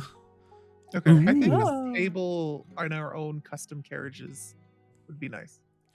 The stable begins. It's on the 45th of You guys are Elderbright. okay for that. We're not able to make it yet. We need 1,100 gold. We only have 900. I mean, I have enough gold in my bank to actually pay for the whole thing outright. I think our own personal gold, if you want to put it towards something, you can. Okay. I don't have any problem with that. I will probably do that eventually in the future. Yeah. But I have personal things I need to save for right now. I would I put money want towards to. the library, but I have 200 gold to my name. Yeah, you bared the other 1,000, so this library's never gone. gonna get built if you keep throwing your money away. I'm not throwing it away. I'm burying it. I appreciate how you just kind of evoked Ron in that statement. I'm not throwing it Bring away. it away It's there. Just in the growing. ground. So yeah, if It's growing. Matilda wants to donate, that'd be 9. That's what an 300 investment gold. is. We can get the stable started. You have 997 gold, 3 silver. So you guys have almost $1,000. So you would need an extra 103 gold. Do you But want I to do don't that, know, Matilda, or no? I don't know if we want to like empty out our whole entire like empty the whole entire like fund in What are we using it for, though? I think the fund can only be used for this stuff, is what Okay. at least I know. I mean, it's around. Yeah, I think you guys have used it for like moving around the city and stuff too. And like, if you guys were like, oh shit, we need like 500 gold Oh. to start this mission, then that could be family stuff. How much gold do you think it would be to like hire a wizard to dispel the enchantment on the office? We'd have to see what it is it's causing it. But Believe I figured out that it's guards and wards. all I believe right. I did pass an Arcana check before about that. Yeah, that's like an 8th level spell though, so it might be tricky to dispel I it. feel like 1,000 gold. At least this is just my guesstimate. If I were cast the 8 level spell, I would charge a lot more than that. If we were to try, if someone is capable of casting an 8th level spell, Well, you don't need to cast dispel magic at 8th level. It's just it might fail. You might have to try. So it we pay this person 500 gold. They come in and they go, didn't work, and they walk away with their money. Or no, you like, well, keep casting it until it works. we would probably want at least a storied member, and that if you want to put up a CTA or a CFA at the guild, that would be like 500 to 600 gold pieces, roughly. We'd It's have to quite put up- expensive alone. Yeah. So we'd have to put 500, 600 gold up, and then pay the cost of putting up the CTA, and then we'd have to wait. Is it Do we just know on the any door? wizards? Yeah, it's just on the door. Do we know Don't any we wizards? I guess if you get me a spell scroll, I can try and That's also useful. yeah. We could What level? I'll get on is, that. What level is But dispel then magic? What it's level is it? third. So I would need to. It's possible that I could try and use the spell scroll and it won't work. So there's like an extra layer of this might not work. Oh, to scroll by some person. I'm sure if I'm here, Jojo, I could give you some inspiration, yeah. and we can figure it out. That's Tamara true. can't remember their name, but Matilda will, of the person that she met in line at the. They owe you a 2 first level First spells. level. 2 first level. They would. They will. It would be very hard to convince them to give you a 3rd one. I have a thing in my memory of you showing up and be like, I'm here to collect. And they were like, okay. And you were like, but I don't know what I want. I'll be back. Yeah, I remember that happened in an episode, and I don't think we have. So you did collect those. Technically, you just haven't decided what the spell scrolls are. Oh, yeah. I think that is what we agreed on. So you basically have 2 invisible first level spell scrolls where you can just define And a what first level +1 spell you want dagger. of each. Are they wizard spell scrolls? Or are I believe they were offered as Ashen spell scrolls. So that's just anyone can cast the spell written on them. Lavos looks over towards you and says, right, I will find a Ashen 3rd level spell scroll of Dispel Magic for you. That'll be a little bit of money. I will set Is that it aside. less expensive to get just the wizard one, or is Ashen just easier to find? I think in order to cast a standard spell scroll, you need spell slots of the level required. Nope, you do an No? Arcana check. That's what I mean. She'd have Yeah. to do 2 checks: one to pass the Arcana check, That's to right. upcast it, and then one for this thingy for the Ashen door. is so that you Wizard. don't need to have it on your spell list. Correct. Yeah, spell class list. Oh, I was just thinking about copying it, because if you attempt to copy the spell scroll, it needs to be of the spell level you can cast. Okay. Yeah. Beauty. So that is set. So you want Lavos to search out a 3rd level Ashen spell scroll of detect. Yeah. It doesn't need to be Ashen. It can be just a wizard. if Wizard. it's cheaper. Significantly cheaper. Then Which get that spell one. scroll? My mom seems to have a lot of scrolls, so maybe she might be a good person to go for that. Your mother works at the Enchantress College, doesn't she? As a scribe Yeah. wizard. Yeah, she's a scribe wizard. So I think spell scrolls might be easy to get from her. Jojo, I don't mean to undermine your magical capabilities, dear, Yeah. but maybe in this situation, I can also do this as well, and it would only require a single check using the scroll, because I have magic Oh, enough that's to be able true to cast too. this normally. Yeah, bards can also cast dispel magic. Yeah, that's fine too. Done fucking deal. So, All right, we're going to get into that stupid room. I've been staring at it for days. Not on and off, just passed by and thought, God damn, you know? Okay, well, that's figured out. Was there anything else you wish to chat about? Oh, Aside from yeah. all funds? There's a few, actually.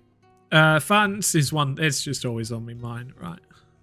There's been some hard times in the past, what with managing to find food and such, and like a couple drachmas would get you what you need, but it is what it is. There's a semi-regular meeting of the gods coming up at the end of summer, right? And Little I wouldn't- powwow? a little bit kind of like just a lunch and meat, you know, and it's important. But How spicy does it get, dear? I wouldn't just see know. what gods do in the free time. I've not been able to attend, and that's why I bring this up.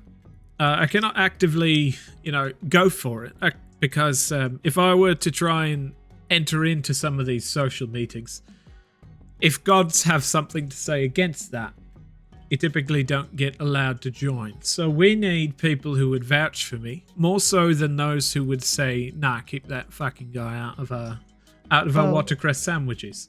I'm sure Mister wouldn't say anything bad about us. We did help, and Akari does owe us quite a few favors. I've actively spoken with Akadi on this exact front, actually, recently, and she seems to be somewhat... She doesn't really show up to them herself, but she said she would vouch for me if needed, which means we need one more person to offset Ares. Dionysus, I don't know if he's going to hate me or love me, but we need Ares, Hercules, Dionysus. Would this Other than that- involve specifically us doing more favors for a specific family, or do you think our individual relations in certain districts could help influence as well? I think anything we can do right now to make it so that we have more god families vouching for me than saying no is valuable. If I can't get in this year, I can get in next year, but this is big. I think that we can get a lot of information from these. You can ask Eldath. We partnered with her for the book and also saved one of our family members in our house, and we're friends with them. The Jaeger situation might help us. That might be something we could do. But we have Yeah. until the I end doubt of he'd summer to bleed try and into get his this done. 3-year-old daddy, but that one's quite off the table for now. Eventually, I'll probably make some waves in Ishtar's district. It'll just take a little bit longer, so maybe for next year. Got a lot of But, prospects. It's looking good. I plan to make sure that I'm well regarded over there. I think Akadi, we got one in the bag. She seems to be willing. And it took a lot of... Jojo, do you think your mom Yeah. could talk with someone in Mister's family, or maybe even Mister herself, if she's like in Maybe. Lavos? Exercise is the word I was looking for. Ron also did tell the Shantia family that I'd be dropping by at some point, and I never did. So maybe I He said a can. date, so that's just rude on his We part. didn't set a date. Also, Jaeger invited us over there, so maybe I don't know. Maybe we could try and make friends there. I don't know. I feel like Eldav's family might be our best bet in the short run. You can see. She doesn't really seem to ever be around. So. But yeah, I can try and see if like Mr. Family is a way to go for that. I also don't know if Tyr is going to be a problem, but I don't particularly have anything against the Greek gods, but him and Ares talk a Oh. lot, so... Or There the is a Norse surefire gods. way- There is a surefire way to get at least one more god on our side, but and Vincent will just look around. I'm not 100% sure I want to ally with them right now, but Mask did, give us a generous offer before. Maskan Veyron. It could Mhm. be interesting. We'd make a lot of enemies, though. We're not loved among everyone. I think we can make all these decisions as a group. But for now, the end of summer, we want as many allies as we can get. I think you've been doing fucking phenomenally. I'm not even gonna sugarcoat that. The things you all have been accomplishing in such a short time are miraculous, and it's been taken note in the city. Names have been thrown around, and that's pretty good. But that was all for me at the moment. All in all, I have good one work, extra team. thing, and Vincent will send using the message cantrip to contact Mo. He's probably up in his room or something. Mo, dear, please come down to the dining room. We need to speak as a family. You hear like 5 or 6 seconds of silence, and then thump. And in order for a creature that small to make a noise on the second floor, he needs to be deliberately stomping. So as Mo finally makes his way down the stairs and eventually takes wing, once he has noted that his footsteps have been noted, he lands on the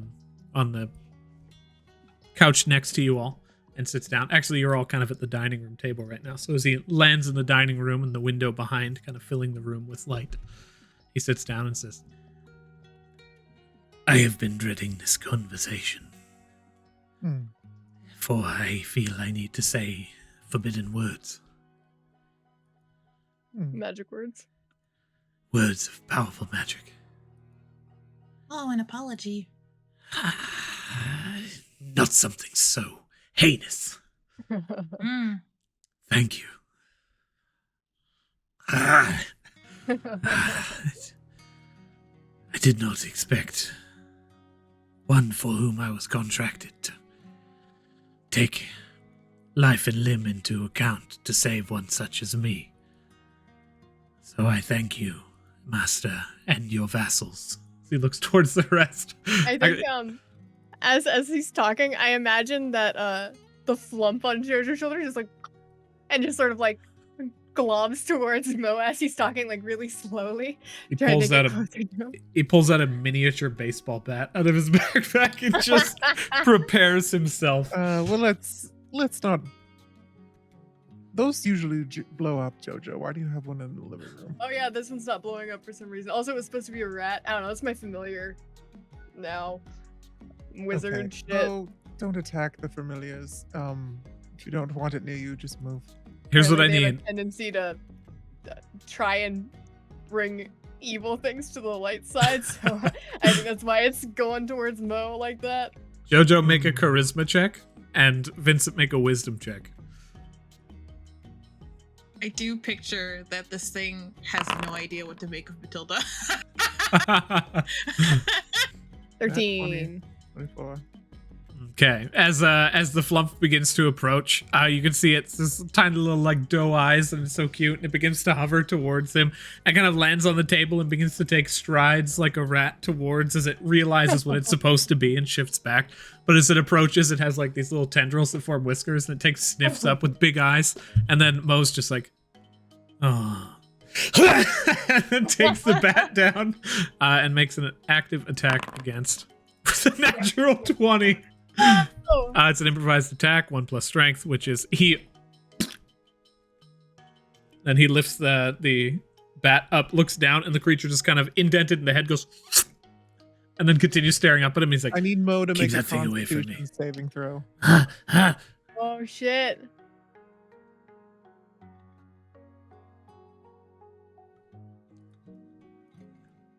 Let me see. Mo.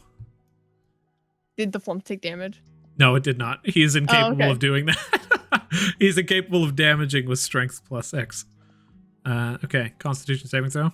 Does he have anything in this? Dang it.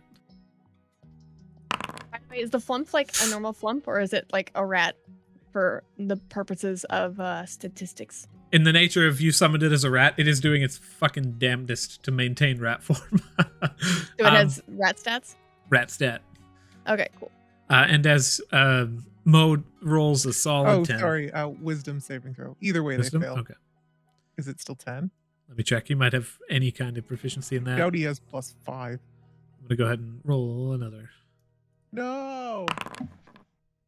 We re-roll when we fail. He does not succeed. What happens? He freezes in place as Vincent casts hold person on him. His eyes glitter out as he twirls his finger, like the rings on his finger flare a little bit.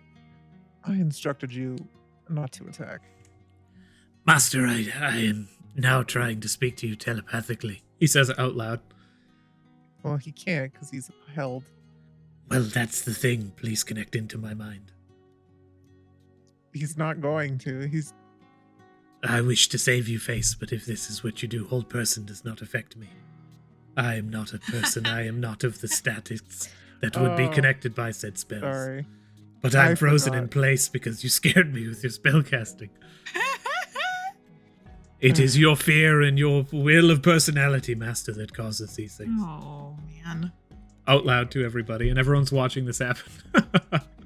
I forgot that hold person was a hold creature. My bad. Wow, I want to say while this is happening, Matilda and Lavos had made eye contact, and Lavos, I feel like picked that Mo would hit the flump, and Matilda picked that it wouldn't. So then she slides a couple gold over to Lavos because she lost.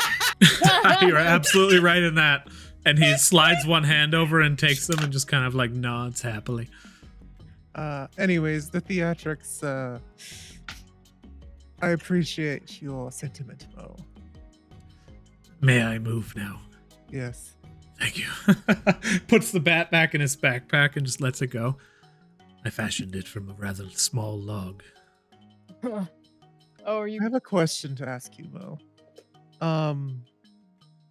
You weren't withholding. I know you didn't lie, but I feel like you might have kept some secrets. You know, to each his own. I understand if you did. But I do feel like there might have been something more to do with you and your master. I believe I've shared everything I know. He went on without me in the dungeon, and ushered I remain hidden within the small chest until he returned. Did he cast any spells on you or do anything? Not that I know of. And He was not one who was such as subtle as you are. in regards to being in the city, were you ever out and about with him, or? Typically, no. In fact, I don't remember too much before the dungeon. Do you remember Oh. him ever speaking the name Vanessa? It does not ring a bell. Wait, you said you don't remember anything before the dungeon? There are memories, but for the most part, it is a mishmash of primordial thought. Various different creatures of... Am I being too intelligent for one such as you? You know what, sorry. That's a bad habit. I should back away from that. No. I think the answer you were looking for. Tell me, Elmo. with like a, sorry, can I, like Go with a familiar or like with a pact warlock, is it similar with their like a pact bond? Is it like the same thing as a familiar? Like if you did any damage to my flump there, they would just poof, right? The main difference, I believe, is that I've been forced into this. That thing, and he points towards your flump, is no more than a mass of chaotic energy. At least it should be. Maybe you're just a little bit fucked. Well, yeah. I know that's true. I can do this, and he takes out the bat and looks towards Vincent for permission to attack the flump. Vincent raises an eyebrow and just... No. Puts the bat away. I can attack the fucking thing. Yeah, but you would, you know, poof if you. I don't. She's No, implying that you went unconscious out there on the battlefield, and I so graciously rescued you, of course. Instead, I think you a should have. normal familiar, proved. yes, would go back to the little plane of existence. If you say so. Which implies that you're not a familiar, at least not in the way that is magically done. Are you saying I'm simply too amazing? I'm saying you're a normal imp. Yeah, you're common. That's the same thing.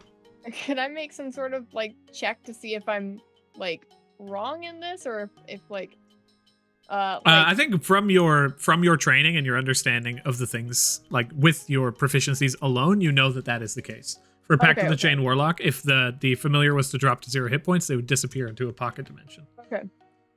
Also, So you're not actually their pact bond. But Oh, also, a real imp summoned from the Nine Hells, I assume. Sorry, what was that? Well, we have any like crazy warlock questions, or one specifically working with the kind of similar to these things, we can always ask my mama. Is she a pact warlock? Yep. Oh, okay. Matilda, aren't you like higher level than she is, though? I don't know. We don't really. I don't think her family really cares about that. Does caring about it need? You should know how strong each other is, you know, in case you get into an issue. Wasn't In really. case you start to fight them. It wasn't really important. The only thing we were really worried about was who was going to be the one that I was tethered to. Interesting. Mm-hmm. Parenting choices. You have a fun family. Well, they're not really my parents. They didn't make that choice for me. The people that gave birth to me did. And they chose a devil and a fae. That's a mistake, if you ask me. Well, they both wanted to gain. A demon and a fae. Oh, They both wanted to gain things. My father made a pact with the fae, and my mother made a pact with the demon. He spits. And because they both promised their firstborn child, which was me, it became a problem when it came time to collect. Because there was 2 people that had claimed you. Okay. Well, They can't even form contracts. What idiots. you're I celestial, so I think you got off free. Well, I not think- exactly, but I think it says more about my birth parents than it does about my actual parents, because who... It's probably the demon's fault some way. Well, who would do that? Why would you... You're not just... It's not like you're doing it to yourself or to a random stranger. You're making a choice for someone who hasn't even been born yet. oh dear. There's lots of people that do that. Mm-hmm. Before I was born, I was thinking about my career path, so maybe that's just the difference between the two of us. Yeah, it's probably because you're a devil. Until the smirks. Precisely. And you see him take a little bit of pride in that statement. But if we have any questions about warlocks and all that kind of stuff, they're the people to ask. Yeah. Well, it changes things. It means that your bond is similar to what we have, though. Contractual. Not necessarily magical, but how they were able to summon you here. I don't know if you came from the Nine Hells before the dungeon came down 24 years ago and you've been chilling around. I don't remember. Or maybe you were killed at a certain point and sent to the in-between afterwards.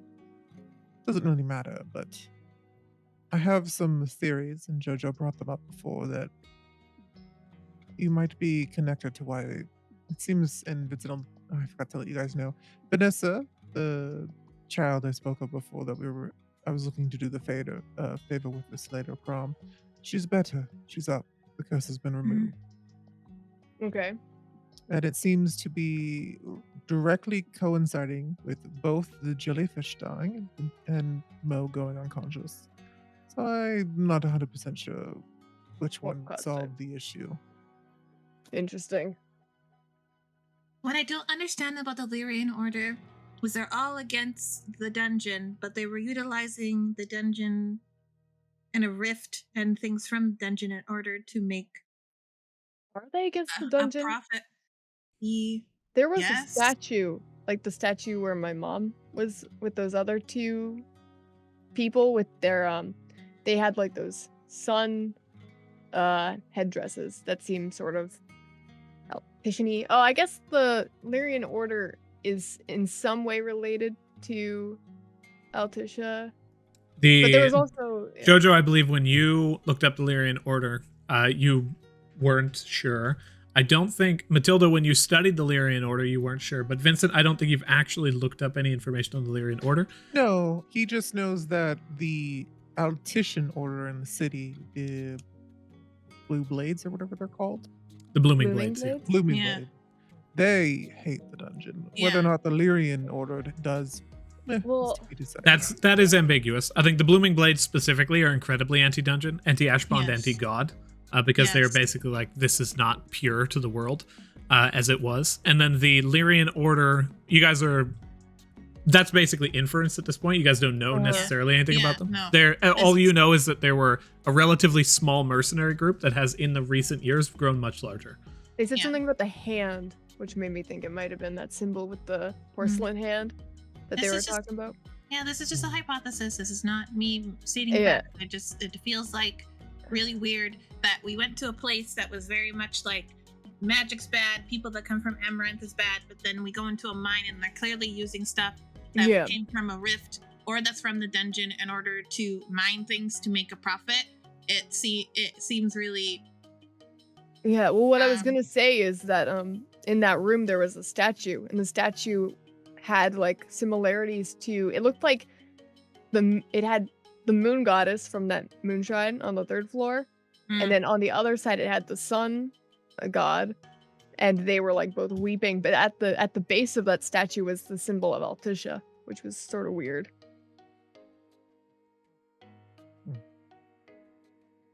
mm. Well, these are all theories to figure out another day, I guess. Yeah. Mo, dear, we're going to be going into the dungeon, and I was going to have you come along before, but since the Vanessa business is dealt with, I think you can. I'll put you to work otherwise. You like jazz, right? I remember you telling me this. Do you like How jazz? smooth. It can be a little bit of both, but definitely smooth at times. Chunky jazz. I'm a fan. I probably gonna put you in the heart's desires. Help you maintain it a bit. Make sure you're not seen by any of the patrons, but keep an eye on the place. Not a fan of being in my wonderful self outside, so I hope a raven will do. For sure. You can stay, like I said, as long as you're not found. You should be fine there. And make sure that the person in charge there is well aware of you, so whether it's Lavos or someone else. So I have a person in mind that might be able to help me run these things, but I need to contact them first. Yeah. Also, one thing Vincent did leave out on the trip was anything to do with Carson. He hasn't told anyone about him yet. Mm.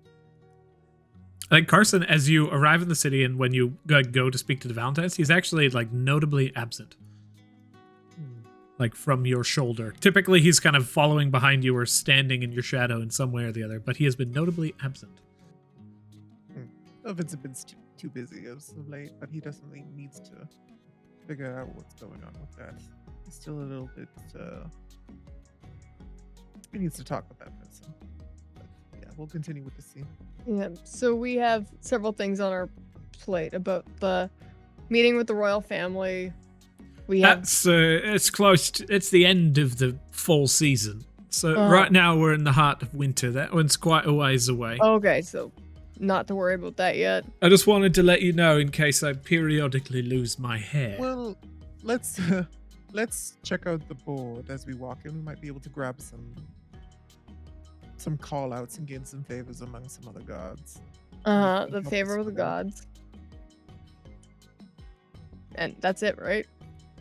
I need Seems to be removed from our list. we need more allies, more information. We should get a dedicated healer to heal the healer if the healer can't heal. The family meeting with, or myself, meeting with the royal family. If you wish to be there, it's an open invitation. And We are allowed it's a to good attend. opportunity. Sorry? Family members are allowed to attend the. They did not say that they were not, which was their own mistake. Let's not try and blame ourselves for something someone else did. And the mating of the gods, we need as many allies as we can get before the end of summer. Aye. And then that's what we got on the itinerary right now. Maybe we can send like a what are those things? The people were like, oh, here's a spellogram. Maybe we can send a spellogram to Selene and see if she's interested. I'll see if I can get her whimsy. She seemed to be enticed, so I'm sure she'll respond. I think she said that she liked us, so she didn't want us to, I don't know, be cursed with her presence or something like that. I don't know. She's gonna have to work much harder than that. She wants that to happen. Mo's just like, fucking, you got that right. I mean, a lot of people consider my presence a curse, so meh. Yeah, there's at least one here, right here. Whoa. This one, me. I hate you. You were fine before, but then I learned that truly you were just a wolf in sheep's clothing. I never should have trusted myself.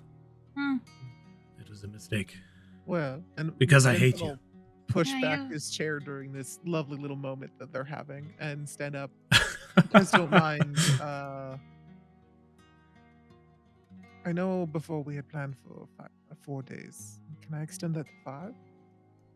Okay. Absolutely not. No, of course. That's totally You see, okay. Mo's just like, how unreasonable. Oh, just a cough. I look at them dead in the eyes and in like whatever language I speak, I can't remember what it is right now. I say, your insight is shit. Abyssal? Yeah, abyssal. I'm like, your insight is shit. He responds to you in abyssal saying, I am ashamed that I can understand you.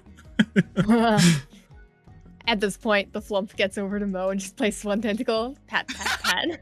I don't actually hate you. This is all just something that's been ingrained in me for get the fuck that thing off of me. And then Mo flies away. Oh dear. We're going to head out. Matilda laughs in abyssal. He's hiding in the corner. Like, Laughs in abyssal? Oh god. That was really good. I just pictured like really like deep reverberating like like demon laugh. That sounded like oh no, why can't I remember the name now? Chop of the Hut. There we go. It sounded like Chop of the Hut laughing. Let me know if you guys need me. I have one last thing to attend to this week, and I should be free to hang out around the family home. I mean, you can come with us. I need to talk to your mom, Jojo. I also we need to go see Jaeger, and I need to go talk to my parents. I'll meet up with you when you head over to your parents' place. Okay. But this meeting I need to have in private right now. You guys go meet with Jojo's mom and stuff. And Okay. Basically in game, I'll plan out when we can meet together to do that other one. I haven't seen my parents in a long time. I don't know if they'll be upset or they have not noticed that I've been gone for so long. Let's hope for the latter, because we've been very busy. Or I've been very busy, as you can see with my knowledge closet that's in my room, and also with rank break stuff. So they should be happy about that. Your neck eye flower. That's cool. I think they'd probably be more happy that I'm not dead. Yeah, probably. Okay, break. Let's go. Come on. As Vincent goes to leave, he actually like hesitates for a second and goes and finds his mother. Ah, excellent. Thank you for initiating this flag. As you go onto the veranda and you attempt to find your mother, you see sitting next to your mother, as the laughter abounds out into the open air, a familiar elf but not elf. As Carson takes a look over towards you in a full physical form. And you see your mother sitting and having just elated, having full conversation with Carson. Says, Vincent, you should have told me you had such a friend. Your mother is absolutely wonderful, Vincent. Please let me get you another drink. I can do it. No, sit, please. It is my pleasure. Let him do it, mother.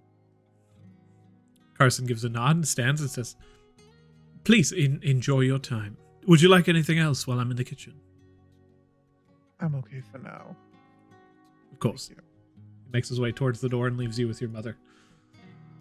So, what were you two speaking about? Just you and your exploits. He has such stories. What was he saying about? Roll persuasion. You see, she starts to giggle. Persuasion against my own mom. There'd be a 17 because of. Okay, I was like, a 12 seems narratively correct. I would say, no, you're totally good. She sits back and she says, something about strange fungus creatures and faraway dwarven kingdoms, and it's also fantastical. I see. Make sure you, not that it's a big deal to you, but just keep it among the family, okay? It's a mission business. I just don't want it to leak out. I feel, it reminds me of novels I used to read as a girl. It seems also out of this world. I suppose this is the world we live in now, so I should get used to it sooner than later.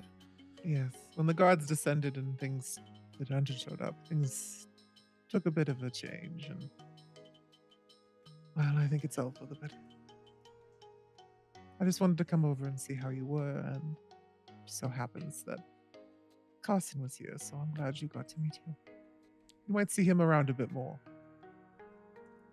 He really seems to care for you. I'm surprised you've never mentioned him. He says he's known you for quite some time. I'm sorry. There's a lot of people I deal with in my business. I just didn't want to bore you with them. Taps your arm and says, I know my son is very special. I've always known that. He'll lean in and give her a kiss on the cheek. I have a couple more things to do, but I should be able to spend the next day or two around here. It'll make you happy. I look forward to that. And I haven't had a chance, at least in quite a while. But you're looking quite a bit brighter than usual, and I'd love to paint you if you allow it. Roll persuasion with disadvantage. Oof.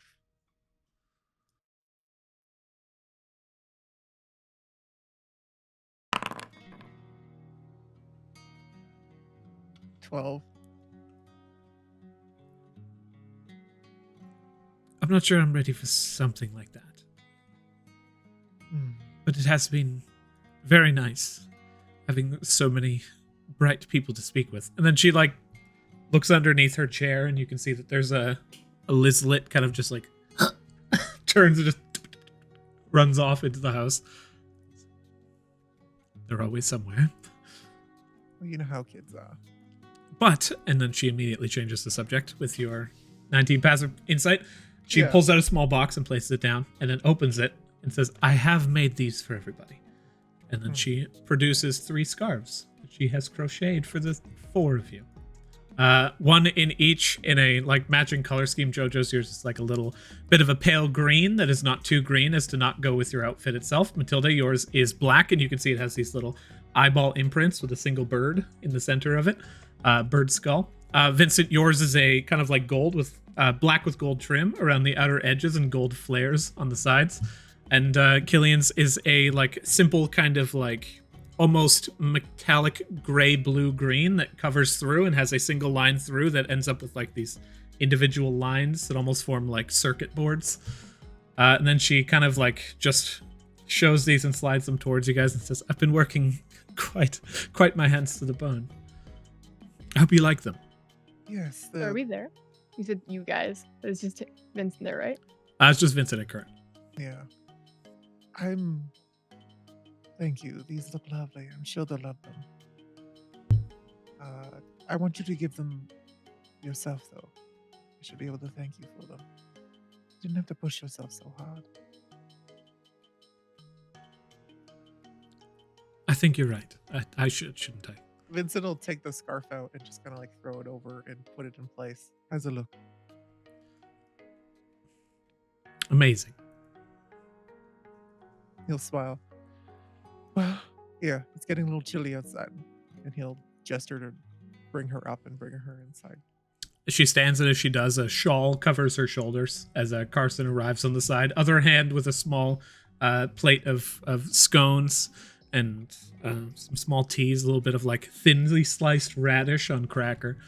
And then he says, please allow me. Helps her up and then begins to move alongside the two of you to the inside. Vincent, as he takes her and starts walking, he's going to give Carson an eye, but it's not necessarily a friendly one. But he's going to make sure his mom doesn't see that. Okay. She's not looking in any particular fashion ever for you to give death glares, so you just slip this straight by your mother. No roll required. As Carson gives a nod in understanding the boundary that you've placed here, and then as he allows the hand to go from him to you in supporting of your mother, you head to the inside of the house. Carson takes the back seat. Okay. And he'll lead her in to the room that you guys were all in before. Do you think you guys are still milling about talking about stuff? We can be. Okay. And I figured you guys would still be here. And he'll look towards his mom. She has the box in her hand and stuff. She like strides forward, and you can see like an almost awkward shuffling, like a new student at a school that has to introduce themselves. And she places the box down and opens it. And then you see a spark of inspiration hit her mind as she walks up to Matilda. And she opens up and hands you this little scarf. And then leans into your ear and says, "There's a small pouch in the corner for mint." Huh. And then leans back and gives a smile. She hands you yours, Jhojo, and hands one to Killian. And sits back and says, "Just a little something. If you ever go somewhere cold." Oh, thanks. I don't know how the dungeon will treat you all, but I hope I can help in any regard I can. Thank you all so much for what you've done for me and for Vincent. It's winter right now, right? Mm-hmm. Oh, you're midsummer. Winter's coming up, but yeah. I was just preparing for the future. It's a good amount of prep time for sure. I thought it would take me longer, but to be honest, I had a lot of time. And it was fun. I was going to make you wool shirts, but then I thought that's counterintuitive. Rather uncomfortable in the heat. Also, this is... I could play piano for you as well, or harpsichord, but I am not too trained in things that would be more functional outside of certain societies. How long is it? From now till the scarf itself. Mm-hmm. Not super long. It's probably close to 3.5 to 4 feet. Okay. Matilda then, because her hair is up, she'll like tie it because it's not long enough to make a bow around her waist. She'll tie it up into her hair right now because she can't wear it as a scarf because it's too hot. She'll wear it right now. Thank you. I didn't think about this. The season. You don't have to wear it if you don't want to. she gets like really. No, it's fine. Like you said, I think you have quite more intuition than you think, Mother. Is the cream working for your hands to make the motion better? I'm still trying to figure one that works better. You see that she has a glove over one of the hands, and then the other kind of open and just kind of like displayed. She says, "It's very soft and pungent." Oh. She smiles. I like it. Sincerely, thank you so very much. I can see what I can do about the pungentness, because things that I used to work in I can still work in a morgue, so you get used to certain smells, so I can understand why it might be pungent to you. So that's good feedback. Thanks. Yeah. Maybe try to keep the undead smell out of No, any... it doesn't smell undead. It's I promise. Vincent. A little worried about that. That was rude. She just jams her hand in your nose and it's like, smell. Smell, young man. It's like, what do you do? I feel like it smells like it Tiger smells a little Bomb. like mint. What am I boy. supposed to be smelling? It's Tiger Bomb. Have you ever smelled Tiger Bomb? No. Tiger Bomb is hard to describe. It's pungent is a good way to describe. Yeah. It's like Vix's sweatier, more stronger older brother. Like it's just very like pungent, kind of minty. But the reason why I said Vix is because she uses a lot of mint that I gave her for like stress relief. Yeah. Jeez, what would Vic's older brother Vincent be? just takes her hand away from his face and puts it down near his side. As long as it's helping you, it's fine. It's Okay. Josiah rub. She smiles, and as the scene kind of transitions out from this very pleasant little kind of sit down, she sits and just, you see the lizlets once again just fucking encircle her as Paka arrives and just lays on the table, opens his mouth waiting for meal to be placed within. And we cycle through. What do you guys want to do? As Jhojo and Matilda are walking to but I'm pretty sure like the Lavender Cafe probably, where we'd try and Word. find Rowena. As we're walking, hey, what do you want to talk to my mom about? She had information that I think would be really crucial for us to understand what was going on there. Okay. I also don't mind leveraging the fact that she owes me quite a bit, so this will probably be really easy for me to get information from her about what the heck Mistress doing over there, and as to why people that I think shouldn't be all about using dungeon stuff are using dungeon stuff. So Okay. yeah. I mean, she owes us because the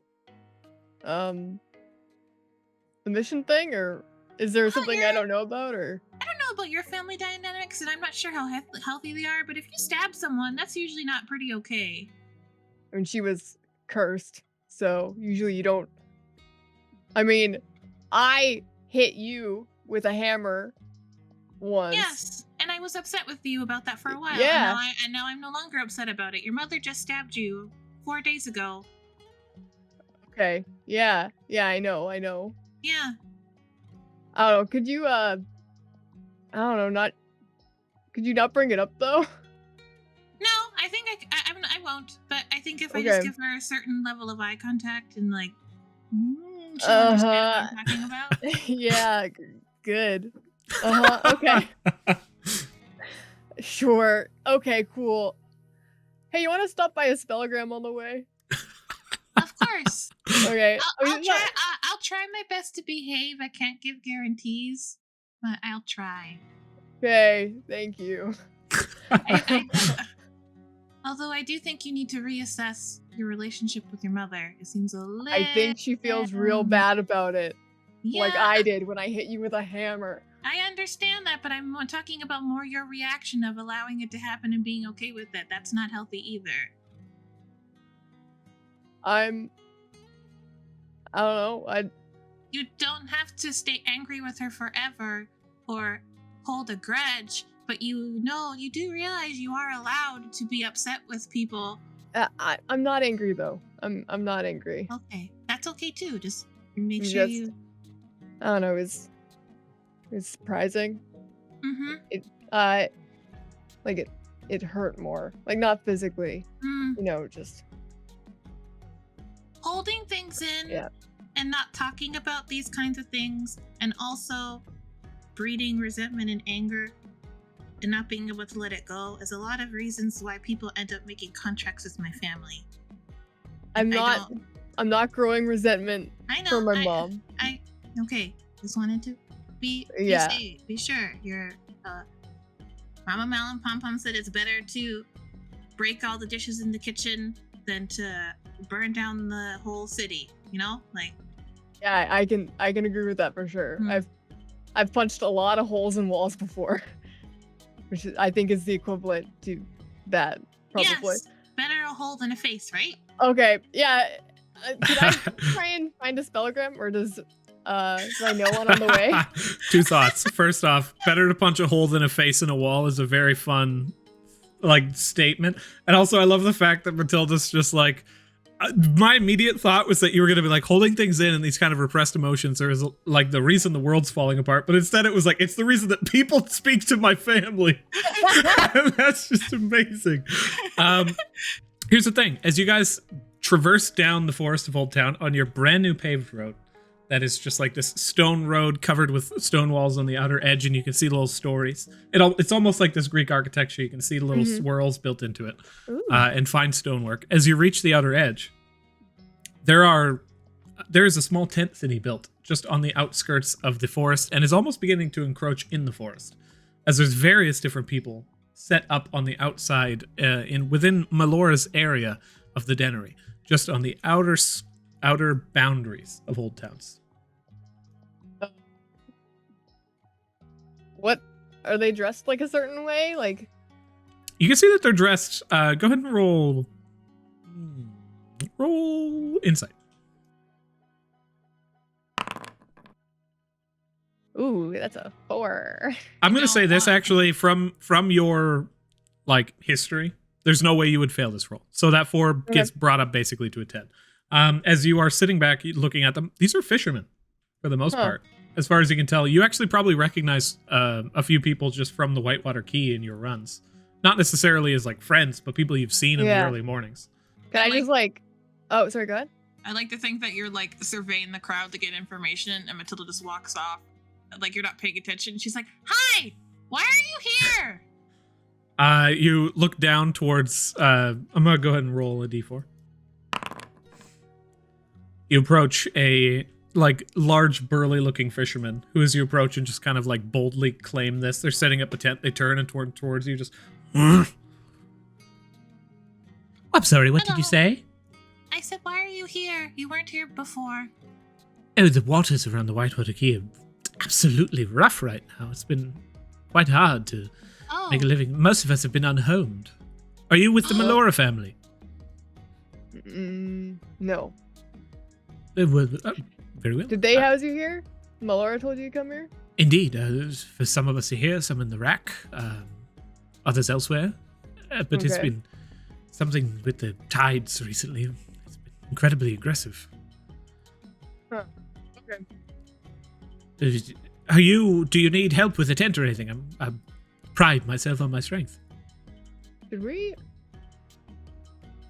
I'm turning to like more towards Matilda and sort of like, should we like, I don't know, offer them a place in the city walls or something, or what? I don't know if we have enough room, but we could tell Lavos to come here and maybe help them build something better than tents. He is a really good carpenter. We could, yeah, that's true. And then we could, and then Matilda says this, like, you got the stone? And then we can build favor with Melora this way too. Yeah, that's true. I don't think I have the stone. Who has? DM, who has the Vincent stone? has the. Yeah, the Vincent has stone. the stone. Yeah, I did have it, well, but I don't anymore. We're going to a spellogram anyway. We could send him one on the way, or we could just tell him when we get back. Before I leave, very large fisher person. Yes. Oh, what's your name, first of all? Well, what's your name first? My name is Matilda. It's a pleasure to meet you, Matilda. Reaches a hand down, shakes. You can see this just like massive meaty fist kind of comes up to just a series of tattoos of various different tales on the sea. Maybe a mid-50s older male, kind of hair pulled back into a large bun at the top and like a thick beard that comes down to just a shaven chin. He says that, my name is Christopher. Hello, Christopher. How many people are here right now? Do you know? Pretty much the entirety of the Whitewater Key is down here. Some of Storm's End. It's been quite a row trying to deal with I'm going to stop you. I don't want to interrupt your rambling because I'm pretty sure it's really important information to you. But I'm wanting to know how many people are specifically nearby this part of the road. Because that, and how many tents you all are planning to put up. And if that is not information you have now, I will come back later to get that information. Because I don't want to say for sure. Because I don't know if we can, but we can see if we can help. Maybe.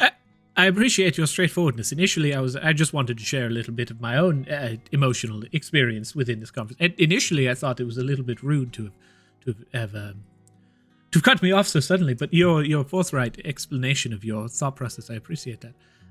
To explain my own, right now, I'm not very good at kind of things like this. But looking around, perhaps it's quite a few hundred. This is basically the location that has been determined to be where we will be rehomed. Are you guys gonna make this more permanent? Hopefully not. Whenever we can return to our typical lives, that's preferred. Like, is the Whitewater Creek like flooded right now? Oh, just beyond the walls. Quite a bit of it's almost like a monsoon down there. Ah, okay. My clothes are very salted, in case you can tell. Don't try to eat them. It's a bit of a fisherman joke. I'm sorry, I didn't mean to be rude. We have places we have to go, and I wanted to get information to people we needed to get information to as quickly as possible. Understood. I'm not sure how I could help you. For the most part, I'm a fisherman.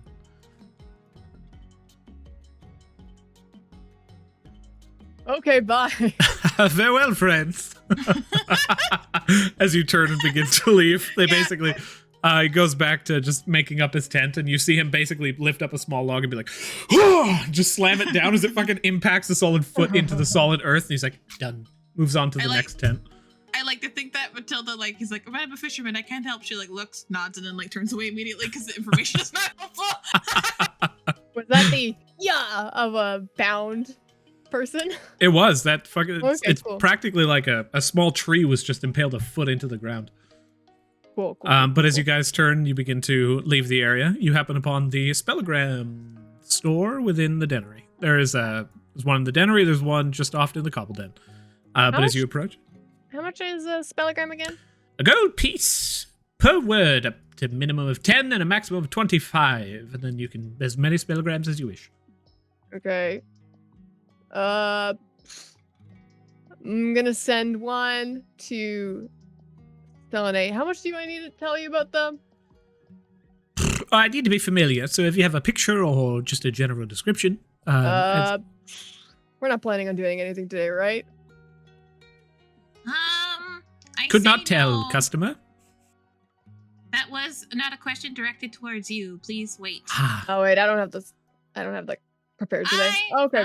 Who's Desaulniers? Do I know who Desaulniers is? It's the drow from the Fae thing. Oh, Hang on, is there like a we'll candle around here? I have minor Oh, illusion. reaches over and grabs a lit candle. Do you need lit, Oh. or would you like? It's lit, yeah. Yeah, I need lit. You already did it though. I want to do it too, and I wave my hand around, and like the image, like the flame turns blue and like sort of takes the form of Desaulniers. Ooh, yours is more fancy. I'm glad I Ooh. waited for that. Yeah, it's chilling. I need fire already though. I won't ask why. This should Selene is the name. Yeah. Do you know Bond? Not bound. Unbound. Very well. Can you tell me anything about her? Like, what is there some kind of family or anything she holds dear, or? Are you guys secretly like information brokers? You gotta be right. Well, of course they are. Well, that's the running theory, and that's all I can confirm or deny. Okay. Can I I don't got insight that? Roll insight. Okay, I sorry. mean, is that enough? Do you need more? If I know just a little bit about her as a person, then I should be familiar enough. Sort of a You- snarky bitch. Very sexually liberated. That too. Excellent. Doesn't Okay. usually wear clothes, I think she said, but she was wearing like clothes Wow. like this, and she like sort of like waves her hands, and the image becomes more of a full body thing. She was wearing this last time I saw her, but probably You see- naked most of the time. One of the workers approaches at a moment and is just like, doesn't wear clothes. Do you know to the degree? And he just kind of pushes that guy away and says, I know quite enough. Thank you very much. If Probably you're- like this amount. She like changes the illusion. The guy approaches and is like, If you like that kind of stuff, you should go to the Black Sheep. Maybe ask for Vincent. That's a very masculine name. I was They just might thinking the know. same thing. They might know other people, and I don't know you. You could swing both ways. So I'm going to tell you this right now. Something a little bit about me. Vincent sounds good to me. And he turns and begins to take a few steps Yeah. away. Go to the Black Sheep. Tell him Matilda sent you. That'll actually be The other pretty person funny. takes off his glasses and in just slow motion goes, I apologize for the unprofessionalism of my compatriot. That's okay. Everybody needs to get laid. It's all right. I do not apologize for the unprofessionalism of my customers. He smiles and places his hands together and says, very true. So let us continue with what we were doing previously. What is your spellogram for this individual?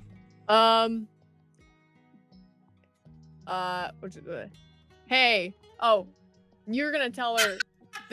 Hang on. No, don't. Shut up. Stop. Stop with the fingers. Hey, if you don't put those fingers all the way down right now, I'm gonna punch you in the face. We stopped it right now. You do No. realize that there's other places that can do spellogram services, and we can just go there. Is something wrong? You see Yeah. he's genuinely Start confused. over. Start Very over. well. Put your fingers down. And But- Matilda like looks a little bit. Oh my god. Go ahead. Start go ahead. over. After about 15 minutes, he gets the gist. Tell him it's from Jhojo. From Jhojo. hey, we wanna ash bond you. Come to Old Town if you are interested.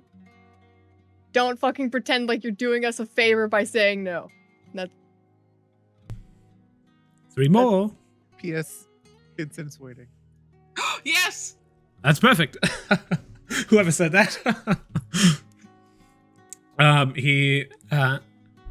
Just a disclaimer.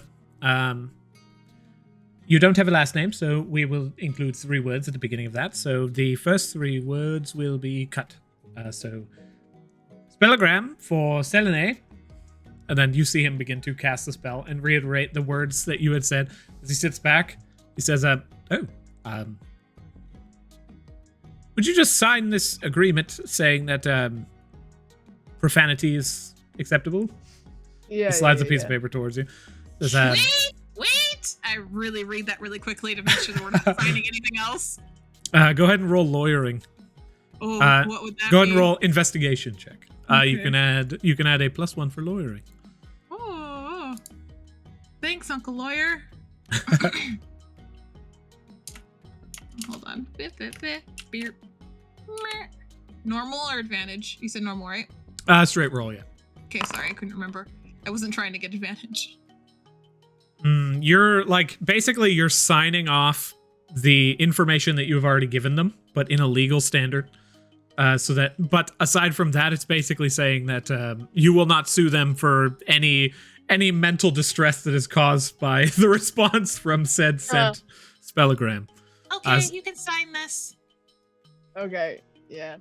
As they sit back, they say, okay, fuck you, beep. Uh-huh. Yeah. Good to hear from you.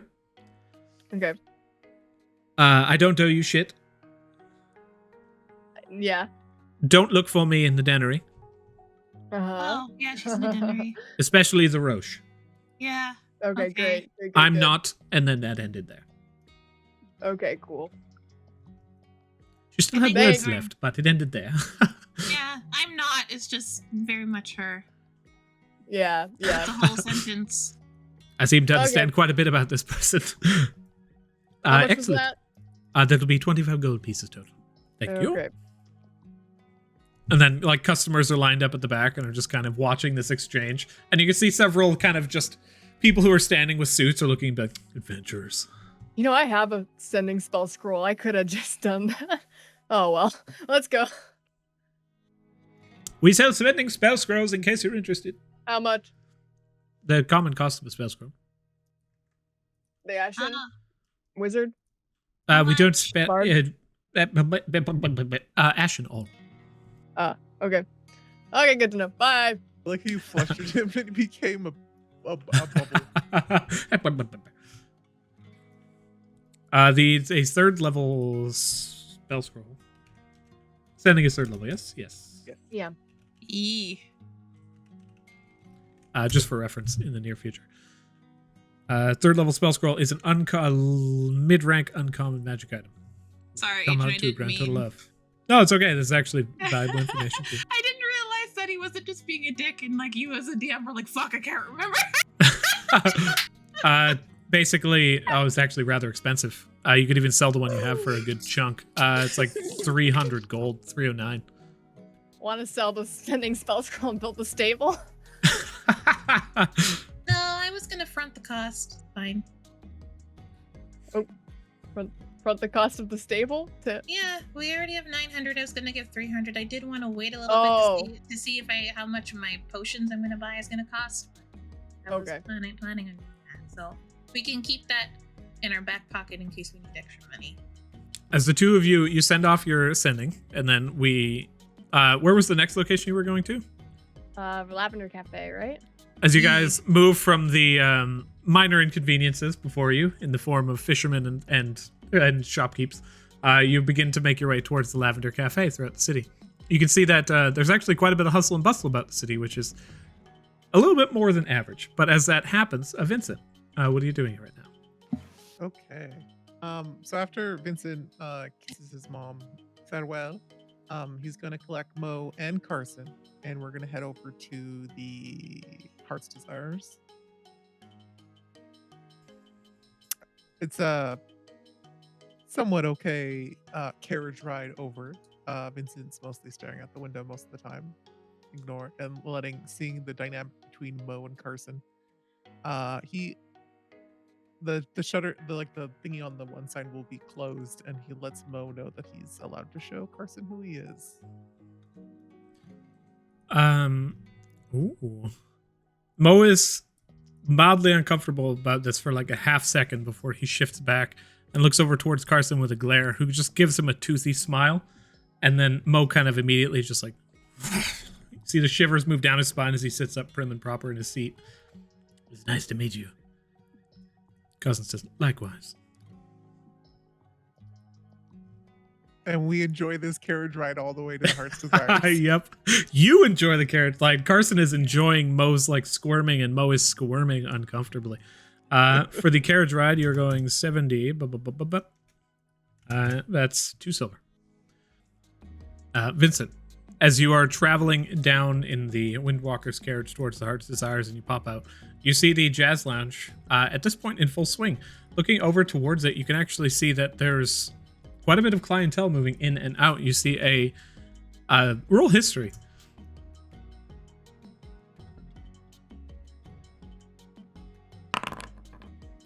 Is this a pillow talk moment or no? No. Okay. You find a guard that you recall that you had previously handed a card to, who arrives holding card in kind of both hands, and he's like drumming the bottom of it with his fingertips. And as he sees you kind of exit this carriage, he's like, someone I recognize, and then stops and is just like, oh, but they seem very important. Kind of looks around as it seems like they're pacing. Who is, sorry, what guard is this? This is a person you've handed a card to in the past. With your role, you do not even remember their name. Okay. I noticed that right away, and Vincent will, just kind of expecting Mo either invisibly or as some sort of spider on him, whatever he chose to do in this moment, and Carson to know to follow him along. He walks up to the individual and goes, "Hey, how can I help you?"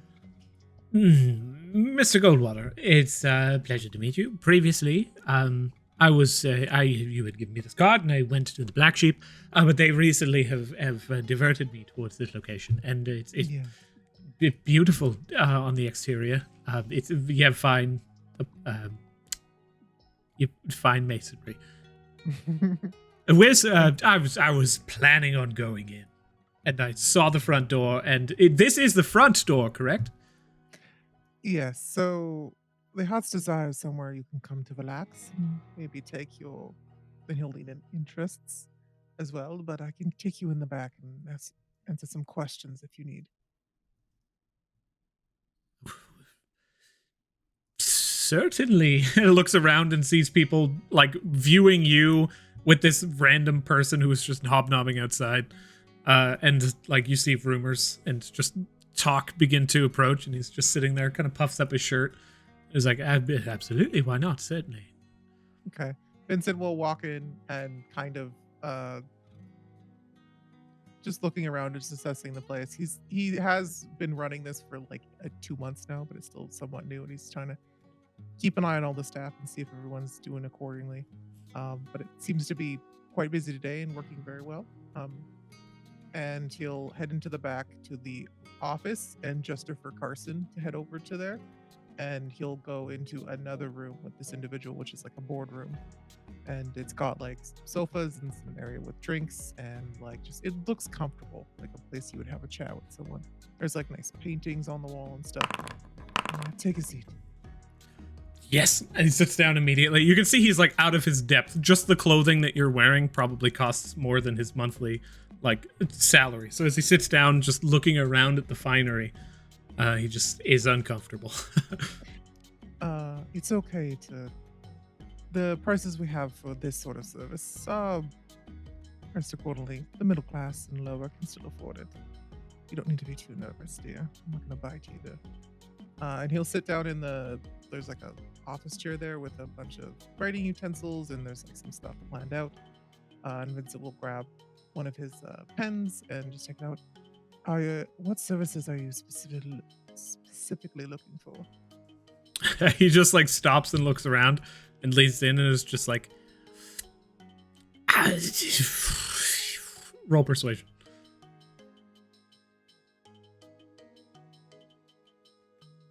He knows what we offer here, right? He didn't just show up. And say, Yeah. Ooh, nat 20. It's 27.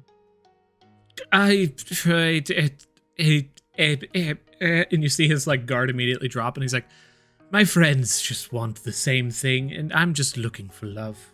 But it seems as though I'm placing my eyes in all the wrong places, and I wish to be glancing towards the future, and I don't know what to do anymore, and I feel inadequate in that regard. I was working up the courage to come here, and he begins to just kind of go off on this long, drawn-out scenario, and there's a lot of conversation that comes out as you're listening, and afterwards Carson kind of like brings in and just places a drink in front of him, almost ghostly, and he takes it and just begins to drink, and you see this entire atmosphere die down as he sits back and looks towards you with an air of respect and comfort. I think we can help you. Or at least I can. I'll sign you, I think, and he'll basically take one of the pamphlets off the table. This bundle will probably be the best one for your predicament.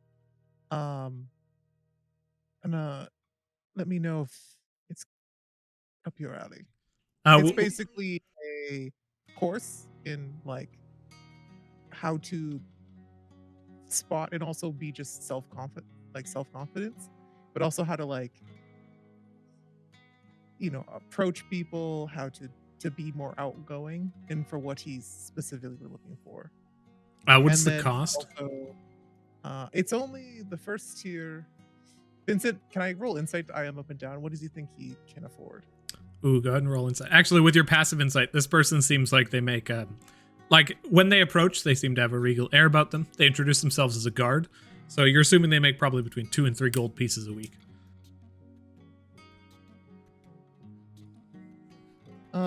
The first tier is just 2 gold. So it's not too bad. That's very reasonable. Well, I've heard good things, and I sincerely appreciate that you yourself are meeting with me. I've heard quite the rumors about you and your lineage and your exploits in the dungeon, and I can see I'm sorry if I'm gushing. Thank you.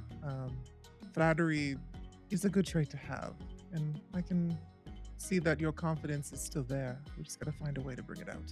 Direct it more in the direction that you wish to take it. I was thinking up is the direction I was hoping for. And as the conversation continues, like you have this guy straight up sold from your natural 20 for a 27 perception check. You can go ahead and just add 2 gold to your inventory. And as he sits back and signs up for the full group. Second one, because the first one is only like a bunch of books and stuff. The second one is like a personal training session with Vincent. What was the cost on that one? That's 5 gold, and you still get the books. What is the top one? 25 gold. 5 gold sounds good to him. Yeah. As you like, he's probably willing to put his house up for mortgage, but as you lean in towards this, he signs up, and as he kind of like just gives a vicious degree of bows and sits back and exits the room to head into the Heart's Desires for, I believe, also was the first tier allow you like a free room kind of thing? There's no rooms here at the Heart's Desire specifically. There's a cover to get in, and if you sign up, you get this cover's waived for today, basically. You can enjoy the festivities, and we will have like live performances later.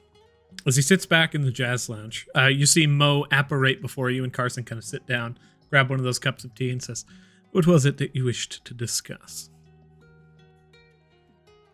He looks towards Mo and then back at Carson. I'm sure Mo sensed something, and I've had some inkling to talk to you in general. You're not from here, are you, Carson? To a degree. You're from far off, as you've mentioned. I want you to trust me. Now, I will answer your questions with the utmost forthrightness, I assure you. But there are certain things I cannot answer. In regards to your first questions, indeed, I am not from here. I am from a certain layer of the Hells, but I have been trapped here for some time. not much access to the outer planes anymore, I'm afraid. Yes, I've heard. You've made it pretty clear what you're interested in, and to be honest, like I think I said before, I can't doubt you for wanting my soul. Well, we have yet to determine its value. Your grandfather still yet lives, your father still yet lives, and you still yet live.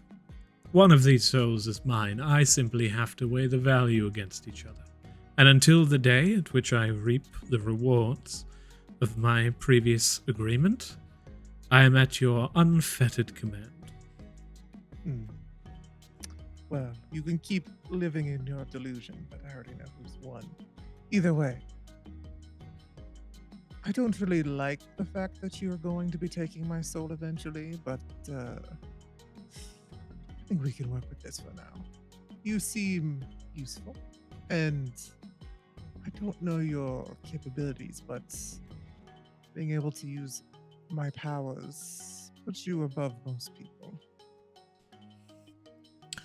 I will be aiding you in all regards that you could consider a common servant to do. And I will be among the best this world has to offer. If you are to consider me among your battle allies, that is a mistake.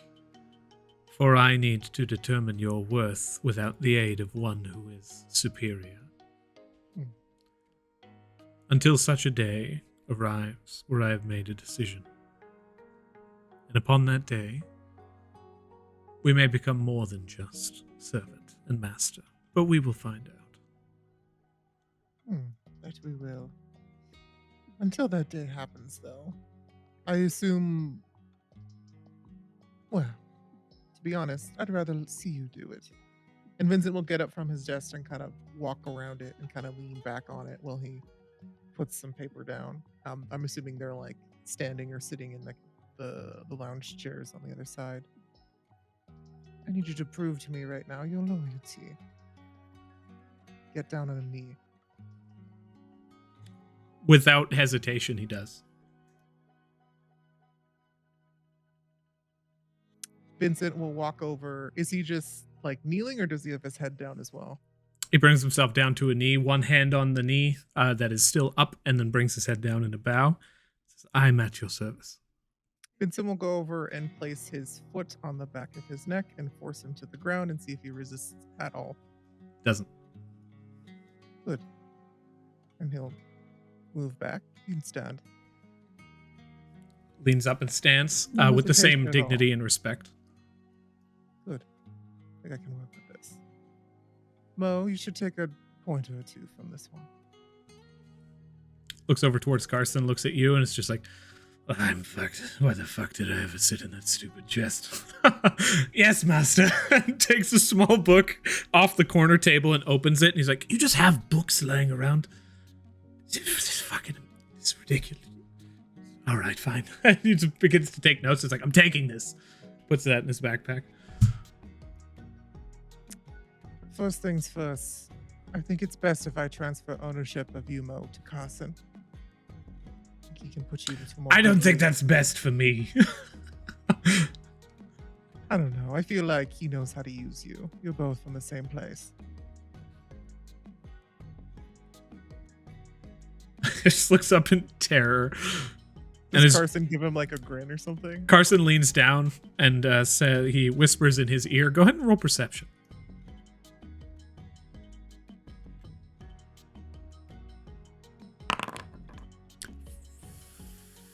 Fuck. He whispers in Mo's ear, if I'm right, I'm probably the lesser of two evils. Then a smile creeps across his face. And then Mo leans back and it's just like, as you wish, master. We'll deal with the paperwork later. Both of them stand up, and Carson's like, we must get you fitted. I'm going to peruse through the memories of some of your current workers in order to gain the work, and if that is all right with you, of course. Do as you please. You know, you're inside my head as much as I am, it seems, so you know what I would do and what I would like. He leans back and gives a long bow before saying, "At your leave, master." And turns, grabbing Mo by the shoulder, throwing him up, and then he turns into a raven who then lands on Carson's shoulder. To note, though, Carson, although you won't be able to necessarily aid me in my battles, I still use you in the dungeon. Or are you not allowed in there? You're not ash bonded, but I don't know if your connection through me allows that. You and I are among the same. This body is physical. It would not be a bad idea to see what comes of a bond between us all. But if you wish to take me into the dungeon in more of a metaphysical sense, I can simply apparate before you in a non-physical body. But if you wish to actually have use of me in a more valuable way, I can join you. Just don't expect too much. He smiles. I think the apparition part can work for now. Just want you to keep, have your ears and eyes if I need you. I have your first command. And Vincent will walk back around and sit back at his desk as he goes to take a book out. This, and hold up his hand and point to the ring, not his ebony irony, but the one he has next to it.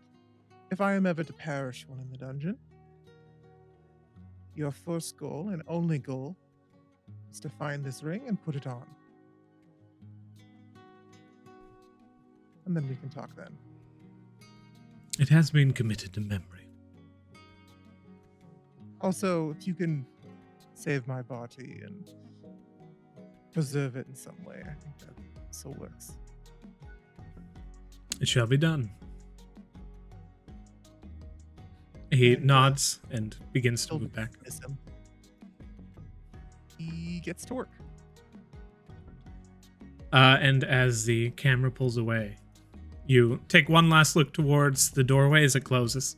Mo shivering and Carson standing at the edge of the precipice. And as the fine double doors close around... I think this is the first time that you've really taken the chance to sit back and drink in what is the heart's desires around you. This 5,000 gold piece investment. Sitting back and looking at your office and leaning, you see the doorway opens. And several workers begin to move in towards and just wordlessly begin to clean up the faint bit of dust that had been tracked in from the door opening 10 minutes ago and then closing behind you. Feels good. And as this occurs, and Vincent, you take to your new stationery, that is where we'll end today's session. And thank you all so much for coming. Until next time at the Dragon Leaf. Bye, everybody. Bye, Yeah. everybody. Bye. I'll have more in store for later, don't worry. Time. Every time I always start waving the wrong way. Do you? I got that one. That was the right way. This one was the right way, but I always go with Yeah. this hand. I'm like, yeah, no, that's the wrong I'll just start doing that one. That feels Oh, good. okay. That's- No, Here, tell you what. Other arm. Everyone. No, that feels good. That feels good. I don't think I'm there's a confused. wrong way. There's a It's wrong always a way. weird thing